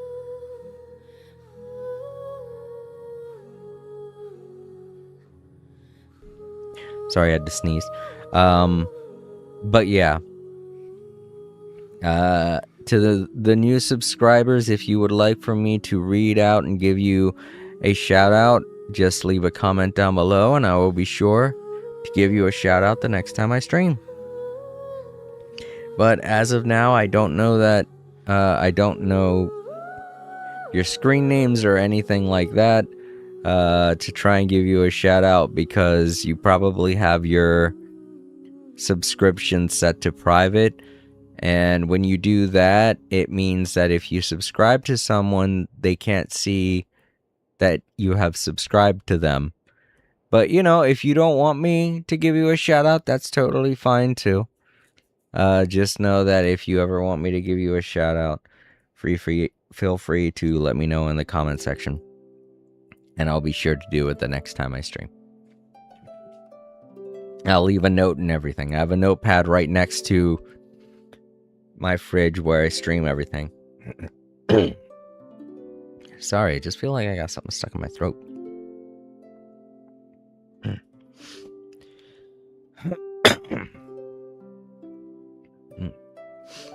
Alright, to anyone watching in the archives, don't forget to leave a like, comment down below, share the video, and subscribe if you haven't already. If you're ever wondering what it is I'm going to be playing or when it is I'm going to be streaming, make sure to check the posts tab over on YouTube. I keep it up to date every day, and every weekend we do a weekend poll where you guys get to decide what it is I play on Tuesday. tomorrow, basically. This past weekend, Poll's winner was Pal World, so I'm going to be playing that tomorrow. Look forward to it. But yeah, I'll see you guys tomorrow. Have a great day and or night. Sleep easy, stay safe. Don't forget to vote Democrat. And I'm gonna get to bed. Good night, everyone.